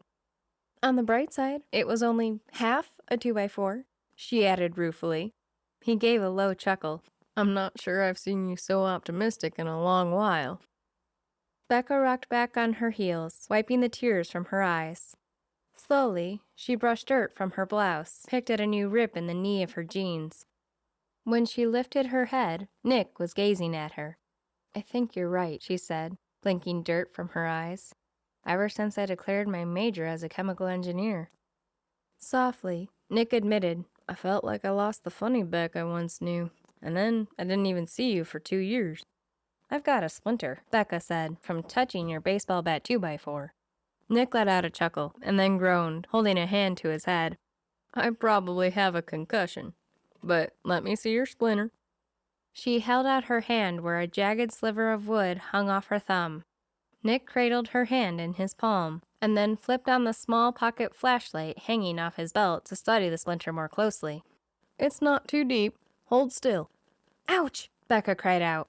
It's gone, He said, lifting it up in the beam of the flashlight. but check out my head. Feels like a goose egg. It is a goose egg, Becca said, gently touching the bump that was growing larger by the minute as it swelled. We could fry it up for breakfast, I think. Need to slaughter a pig for bacon first. I can't eat my eggs alone. Now you're the silly goose, Becca chided him quietly, gazing into his face as she tried to get the hole they'd fallen into to stop worrying around her like she was drunk. Finally, she got up on her knees and turned the flashlight on to examine Nick's head. It's a little scraped, needs some antiseptic, but no deep gash or stitches needed. Thank the good Lord. I am, He replied quietly. You are what? thanking God. For what? I don't think you realize it, but we've fallen into a collapsed mine. Our horses ran off, and the walls of this tunnel are too high to climb. But I thank God you and I are still alive, and not mortally injured. We need to find our cell phones and call someone. Your father, Aunt Rayna, a bunch of firefighters with ladders. My phone's in the saddlebag with my horse. And who knows where they are at the moment. The horses probably ran off, spooked to death when the ground gave way and you and I disappeared into the earth. But at the moment, I don't really care. Becca gave him a sideways look, smiling wryly. I think that concussion is making you delusional, Nick Walton. He gave her a tender smile. I like how you say my name, like I'm in trouble. You are in trouble if I have to spend the night here. Becca suddenly cocked her head to one side, staring at him in the glow of the small penlight. She realized that her hand was still on his face, inspecting him for more wounds, to give him comfort and to get comfort from one of her oldest and dearest friends. Most of all, she had suddenly realized what he had just said to her. You are so in trouble, Nick Walton, she whispered. Well, He answered in quiet tones. if I'm going to be in a little bit of trouble, I might as well go for the biggest time out ever. His warm hands reached up to gently touch her face, and before Becca could think another coherent thought, the boy she'd known as her summer best friend since she was 14 was pulling her closer, pulling her into his chest, his heart, and wrapping his arms around her. Not a second later, he was kissing her upper lip, and then her lower lip, and then fully and completely on her mouth, and Nick Walton's lips were so soft and warm and oh so gentle. He pulled her tighter, cradling her against his chest, and kissing her over and over again, and Becca was kissing him back, with a fervency and desire that shocked her. Nick murmured, I've never been so glad in all my life that you are okay, that you are still here with me.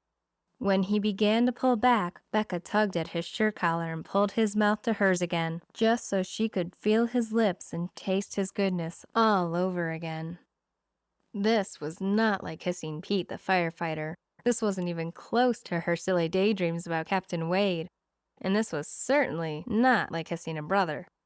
When Nick Walton kissed her, fireworks exploded behind her eyes and then spread all the way down to her stomach and shot out through every single one of her 10 fingers. This was what kissing was supposed to be. The feeling she'd read about for so many years. The reaction she'd wondered was actually real and had always hoped truly existed. She just never dreamed that it would be Nick Walton. Breathless, she finally broke away, but only an inch. Their faces were close. Darkness seemed to hug them like a warm blanket. Nick's breath was warm and sweet. I've wanted to do that for 3 years, Nick confessed in a husky voice. Really? What stopped you? Your second summer after college, I didn't have the guts. Third year you were gone on your internship. I figured I'd better do it now, before you leave for grad school in Georgia and never come back to Snow Valley. Becca wanted to weep. Emotions tumbled through her mind, her heart, her body, her soul. Nick reached down to wipe the tears glistening at the corner of her eyes. Did I hurt you? Never, she whispered, shaking her head. But I think I might have twisted my ankle when I dropped through the ceiling. Chapter 13. Quote, of all the music that reached farthest into heaven, it is the beating of a loving heart. End quote. Henry Ward Beecher. Nick spent the next hour trying to call the horses to return to the spot where they'd fallen into the old mine. Becca could hear the animals nearby, nickering and agitated, but they wouldn't get close to the hole. The ground is probably too soft for them, and they're such big, heavy beasts, it's probably for the best. This tunnel might be bigger than we think and come crashing down even more. I'd hate to get the horses hurt, too. No, you don't want the horses to fall. They'd definitely break their legs. That would be disastrous, Nick agreed. He finally rose to his feet and was examining the rectangular tunnel they were stranded in. Problem is, I can't see them to throw a rope and try to get them to pull us up the side of this dirt wall. This hole is the same shape as a grave, Becca observed, although it's bigger and deeper. Don't say that, He said, sinking back to the ground while holding his head. She closed her mouth and nodded. I promise, I won't jinx us. Ah, he said with a quick wink. I have a superstitious girlfriend now. I'm your girlfriend? Becca whispered. No more buddies? Rebecca Dash. I am so doggone tired of being your buddy. Nick tugged her toward him again, and she sank to her knees to bend her head over his face, her hair falling along his cheeks as he wrapped his palm around the back of her neck to pull her in tight, to kiss her all over again. Okay, Beck, let's get out of here so we can get cleaned up and go to the fireworks, where I can kiss you again in the dark without anybody watching, and without grit on our faces. Ha, you don't like my mouth all dirty? Only if it has brownie crumbs on it. She smirked at him, and then asked, Okay, what's the plan? I'm thinking, if I can lodge this partial timber into the side of the wall where it's not as soft, you could crawl up and hopefully I can push you from behind and out. Do you think if you can get as far as your arms to the edge of this hole, you can pull yourself up the rest of the way onto the ground up there? I think so. Then I can get the rope from your saddle and help you up. Exactly, you read my mind. It took a few tries to find the best spot where Nick could wedge the piece of timber into the wall, where it wouldn't slip out again. But finally, they decided that the far end of the tunnel, away from the mine's opening, seemed to be the best spot. Too bad I don't have a sledgehammer to ram it into place, but this will have to do. Ready? He tested the beam, and it didn't seem to wobble too much. I think it will hold you, and I will keep it steady while you try and crawl along this widest part. Becca glanced up at the sky. Late afternoon was coming on. Already, the light down here was dimming, more and more, with each passing minute. Gingerly, she got up on the beam and tested her weight. Seems good. Slowly, she crawled up while Nick held her by the hips to keep her steady when she wobbled. I should have paid more attention to the balance beam in gymnastics. You're doing great. How's your ankle? A little wobbly, but I'm okay. I hope it's no more than a sprain. Just as she reached the top of the beam, the rotting wood began to slip. Desperate not to fall backward again, Becca lunged for the edge of the wall. Grabbing the top at the same time, Nick pushed her higher.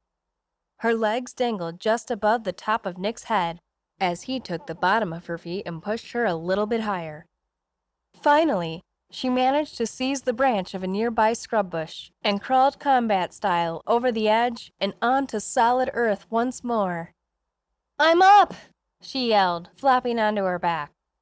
Overhead, the dusky, sunset-filled, big blue Montana sky drenched her eyes. Streaks of pink drifted toward the horizon. She'd made it. She was alive. Her ankle was a bit tender, but a strong wrap should be all she needed when they got home. How are you, Beck? Talk to me. She crawled to the edge and looked down into the hole at Nick. We're saved. I'm good, but dancing cheek to cheek with you will have to wait until next weekend. That's my girl. She smiled down at him, gazing in wonder at how life had turned so suddenly on a dime. A complete 180. She was happy, exhilarated, and she wanted to kiss Nick again, a few dozen more times.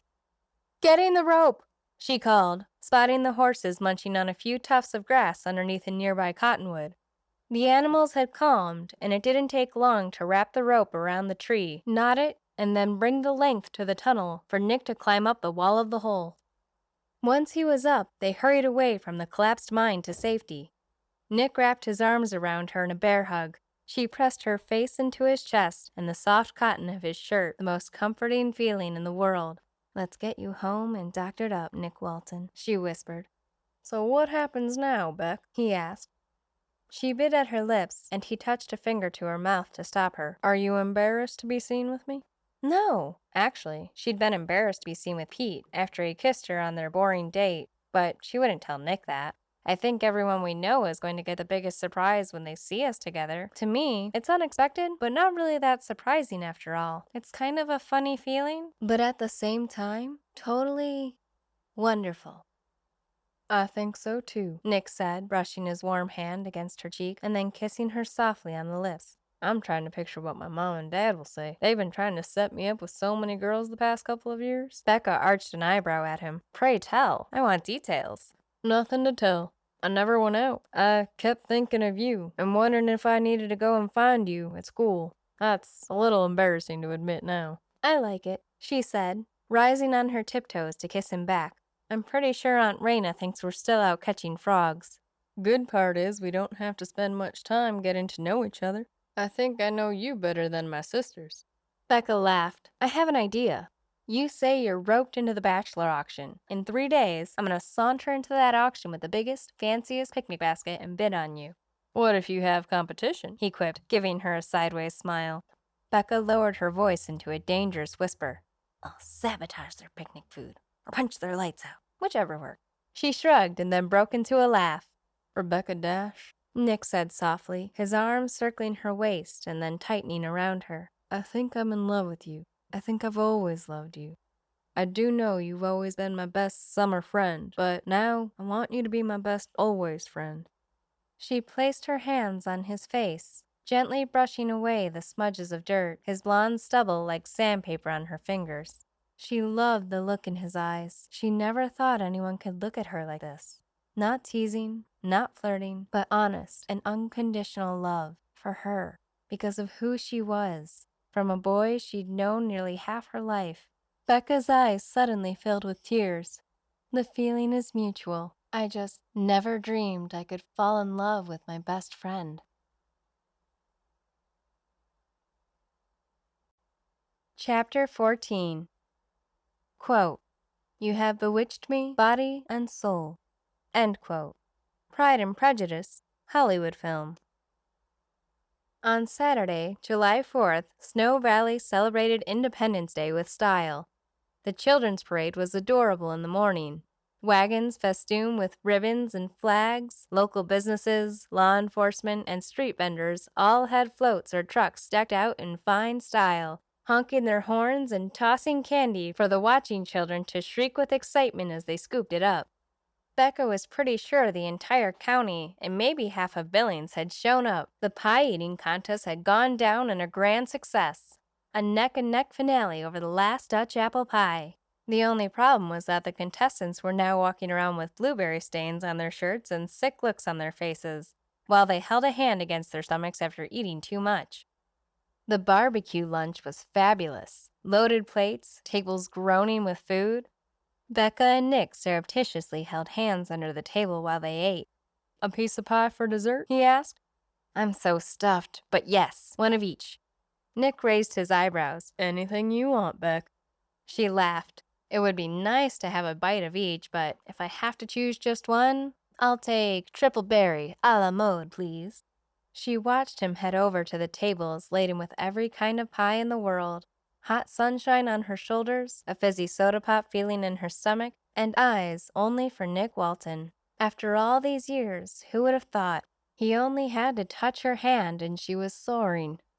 Pete Rodriguez had tried to take Becca out again before he left town, but she'd put him off. It was easy, with all the craziness going on at the B&B, because she didn't have the guts to tell him she wasn't interested any longer. So she avoided him and hoped he got the hint.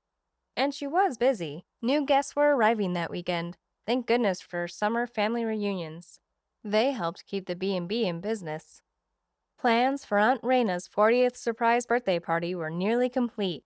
Becca had split the list of party food with Captain Wade, and Nick was going to help her shop on Monday after the holiday weekend was over. Nick had asked her to the fireworks and dance that evening, and Becca was trying to decide which dress she should wear. She couldn't wait to dress up and let Nick hold her close. Dancing was a good excuse to be together and not draw attention to themselves. They'd usually spent previous 4th of July weekends in years past goofing around, being silly.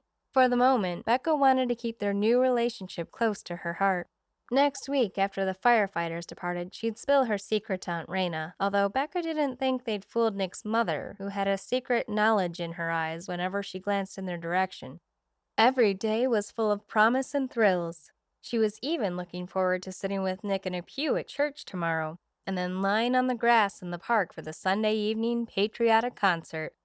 Nick set her triple berry pie down on the table and slid in next to her. A noisy family with young children had taken over the opposite half, the mother saying, "You don't mind squirmy little ones who might throw food?" "Please, sit," Becca said. She dug into her pie and watched Nick take the first bite of his peach pie with a double scoop of ice cream. They smiled at each other, oblivious to the crowds, noise, and chatter all around them. Nick bumped her shoulder with his. Hey, my dad and I went out to the old mine shaft with Sheriff Carter and a contractor to make sure the area is safe. There could be more cave-ins. Dad and I will have to fence the place off until the state can get a geologist in to look at it more closely. No more horse riding out that way. But we also found the remains of a camp. What do you mean? Turns out our cattle thieves were camping out in the mine entrance. Left a few scraps of rope, a cold campfire, that sort of thing. Unfortunately, very modern. Nothing historical from the 19th century at all. That's too bad. But wow, that's amazing. To find proof of the rustlers? So your fence line really was cut by human hands. Yeah, it became pretty obvious. Can they figure out who it was? Sheriff's gonna get some forensic people out there to see if they can come up with any specifics. A deep male voice came over the loudspeaker near the bandstand area. Good afternoon, folks. The bachelor action is about to begin over on the town hall stage. Bachelors, get on over there. Ladies, get your bids ready. Shall we? Nick said with a glitter of mischief in his eye. A crowd quickly began to form. Buzz was building as people headed over for what was sure to be some excitement. Several young men from town were being seated on stools on the stage. Some were dressed up in overalls, some in tuxedos, and Captain Wade and a couple of other firefighters wore their fireman hats and gear. A group of women started doing wolf whistles, and the guys all stood up to flex their arms and show off. "I'm not throwing you up there with the rest of them," Becca said to Nick in a low voice. "I'm keeping you right here with me. Besides, I don't have a family nest egg to use on you. I'm a poor college student, remember?" The master of ceremonies called down to Nick. Get up here, Bachelor Walton. Don't you want to see who's gonna bid on you? Already got me a bidder, and the negotiations were finalized. The crowd laughed, and Nick squeezed Becca's hand that had slipped through the crook of his arm, bringing her even closer. Guess it's out in the open now, huh? She smiled at him and whispered, "Sounds perfect to me." Okay, folks. This is all for a good cause, the auctioneer continued. Purchasing better playground equipment for our kiddos here in Snow Valley. Here are the rules. You get 3 dates over the next month with your winning bachelor. Keep it clean, and no 9-month surprises. There were bursts of laughter, some titters, and loud guffaws at that. "Hey, you two," Aunt Rayna said, slipping into a seat next to Becca. "Having fun? This was always your favorite week of the summer." "The food is to die for," Becca told her. "I'm not sure I can eat again until August. Is that a new dress you're wearing?" Her aunt gave a tinkling laugh. "Pick this up at the second-hand store. They're having an Independence Day sale. Pretty, isn't it?" She twirled in her purple sundress, the perfect shade to match her hair, and a pair of gold sandals showed off her painted toes. "Perfect dress for a hot day." "You have a bidding paddle in your hand," Becca said, narrowing her eyes. "I might get a craving to bid on one of those hunky bachelors up there on stage." "You are silly, Aunt Rayna." "I've been slaving at the B&B all week and thought I'd have some fun." They grew quiet as the bidding began in earnest. All bids began at $25 and went up from there. Most bachelors were going for well over $100. Then, a guy named Jace McAllister was quickly bought for $250 after a battle between two women, and another guy named Porter. Finally, the auctioneer boomed out, Captain Wade Kinsella is last. Captain Kinsella is our fearless firefighting leader who kept the town of Snow Valley and its citizens safe from the ravaging fires on the mountain this past month. The crowd cheered, and Aunt Rayna surged forward, Becca and Nick trailing behind. After the high bid of Jace McAllister moments earlier, the bidding was up to $200 for Captain Wade within seconds. Aunt Rayna dove into the fray, her bidding paddle going up in her raised hand over and over again. The bids hit 300, and the other women dropped out. Captain Wade Kinsella goes to Rayna Dash of Starry Skies Bed Breakfast for 350 smackers. Congratulations to all! Have fun, kids! I believe we've raised several $1,000s for our city playground. Have a great 4th of July, folks, and go eat some more pie. Becca turned to her aunt, shock making her jaw drop. $350? Aunt Rayna gave her a sly smile. I always wanted my own firefighter for a week. But you've had a whole crew the past 2 weeks. Rayna shrugged. But now I get to have an actual date, too. And I don't have to make pancakes to get it. Letting out a laugh, Becca watched her aunt waltz away to go collect her prize and hand over a wad of 20s. But she's too old for dating. Nick shook his head. She's only 39, Beck. Okay, I know, but it's just weird. I'm not used to her dating when I'm here. Life had turned upside down in more ways than one. More shockers came over the following week when Aunt Rayna took Becca and Nick aside in the kitchen one morning after they'd fed breakfast to their 10 guests who were about to go off on a fishing expedition with Nick for the day. Aunt Rayna took their hands in hers. Her eyes settled on their faces, and her lips twitched into a big smile. Just wanted you to know that I'm thrilled for you two darlings. Been waiting years for this to happen. What? Becca spluttered. How could you possibly know? Rayna shrugged her shoulders and shooed them off. Call it anti-intuition. Almost a week later, on Friday evening, Captain Wade got Rayna away from the B&B for one of their dates, while Becca and Nick and a few of the guests pitched in to get the house decorated for the surprise party. Balloons and streamers went up in the parlor and foyer. Meatballs, lunch meat, breads, and salads, as well as the gorgeous bakery cafe, decorated in purple flowers and icing, were laid out along the kitchen island. "They're here!" Becca called as headlights swung into the driveway. Wade had been instructed to come in through the front door on pretense of checking out the doorbell, which had been acting funny lately. "Turn out the lights and hide, everyone!" Quickly, the guests, Rayna's girlfriends from town, and the remaining firefighters dispersed throughout the living room, behind furniture, and up the staircase landing to hide. The front door swung open and then shut. Rayna's voice could be heard, and then Wade's in low tones. Their footsteps came closer. Why are all the lights out? Rayna asked. Where's Becca? There was a pause, and Becca counted 1, 2, 3. Then the switches all flipped on at the same time. Bursts of light filled the room. Everyone jumped from their corners yelling, "Surprise! Surprise!" The next 30 minutes were spent in hugs, kisses, birthday wishes, eating food, cutting the cake. Aunt Rayna oohed and ahed over the beautiful cake, smiling gloriously at everyone. It's a success, Captain Wade said, sidling up next to Becca. Thanks for the help to make it happen. You're half the brains behind the operation, she told him. Your last bachelor date was a perfect excuse to get you out of the house. Becca gave him a sideways grin, putting on an old-fashioned Victorian demeanor and British accent. Hey, she had to channel her inner Jane Austen once in a while, especially since her manuscript was languishing unbearably in the clutter of her bedroom nightstand. I trust your character has been above reproach, Captain Wade, and there will be no 9-month surprises, she added, unable to resist teasing him while using the auctioneer's words. Nope, but I do have another surprise. Huh? Becca began, but he just shook his head and put a finger to his lips, and began gathering everyone into the parlor. Please, everyone, he called out. Come together. I have an announcement. Once everyone was assembled in the parlor, Wade caught Aunt Rayna's arm and ushered her up to the mantel of the fireplace. This will make a nice backdrop, he said, smiling down at her. You know, Wade, Rayna said, laughing right back at him. I have to admit, I was on to you and Becca's secret plans long ago. You can't surprise me with much anymore. 40th birthdays are prone to surprise parties. I never thought I'd fooled you, Rayna, he said, gazing down at her upturned face. Because that wasn't the main surprise. What are you talking about, silly man? Rayna said. You've got another surprise? Bring it on. I still love surprises, even when I've guessed it. Becca thought her aunt looked especially pretty tonight. Her complexion was glowing, her demeanor relaxed, happy. She seriously needed to memorize her aunt's face and incorporate it into her story. She simply must get words down on paper tonight when she went to bed. I don't think you'll have guessed this one, Miss Rayna Dash, Wade Kinsella said, his mouth quirking upward as he caught Rayna's eyes with his own.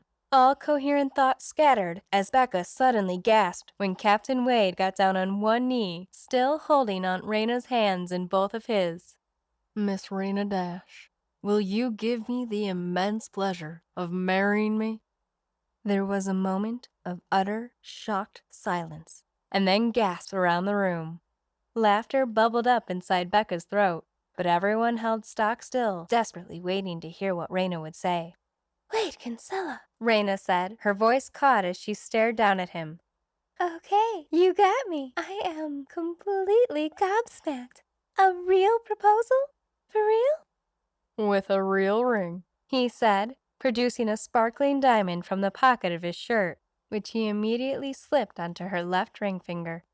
Rayna stared at the ring as it twinkled under the parlor lights. "Honestly, I thought you'd never ask," she quipped. And then Captain Wade, like a hero straight out of a Jane Austen novel, gave a hearty laugh filled with wicked joy. Jumping to his feet, he lifted Rayna up into his arms and twirled her around the room. She giggled like a teenager, wrapping her arms tightly around his neck, and began kissing his cheeks, while she gazed into his sparkling blue eyes. "You silly old fireman," she whispered. Wade slowly lowered her, bent her backward in his arms, and then kissed her while the crowd watched. Becca stared, and stared some more. When was all this going on? Right behind my back? You're proposing after only a week of dates? Aunt Rayna turned in Wade's arms, as he bent to brush his lips against the locks of her purple hair. "You've been a little preoccupied, darling Becca. I've known Wade for years, actually. Mostly saw him during the winters when you were away at school." "But aren't you two—" Becca stopped, mortified to continue what she was going to say. Rayna was 40. Wade was years younger than her. Wade uncannily read Becca's thoughts.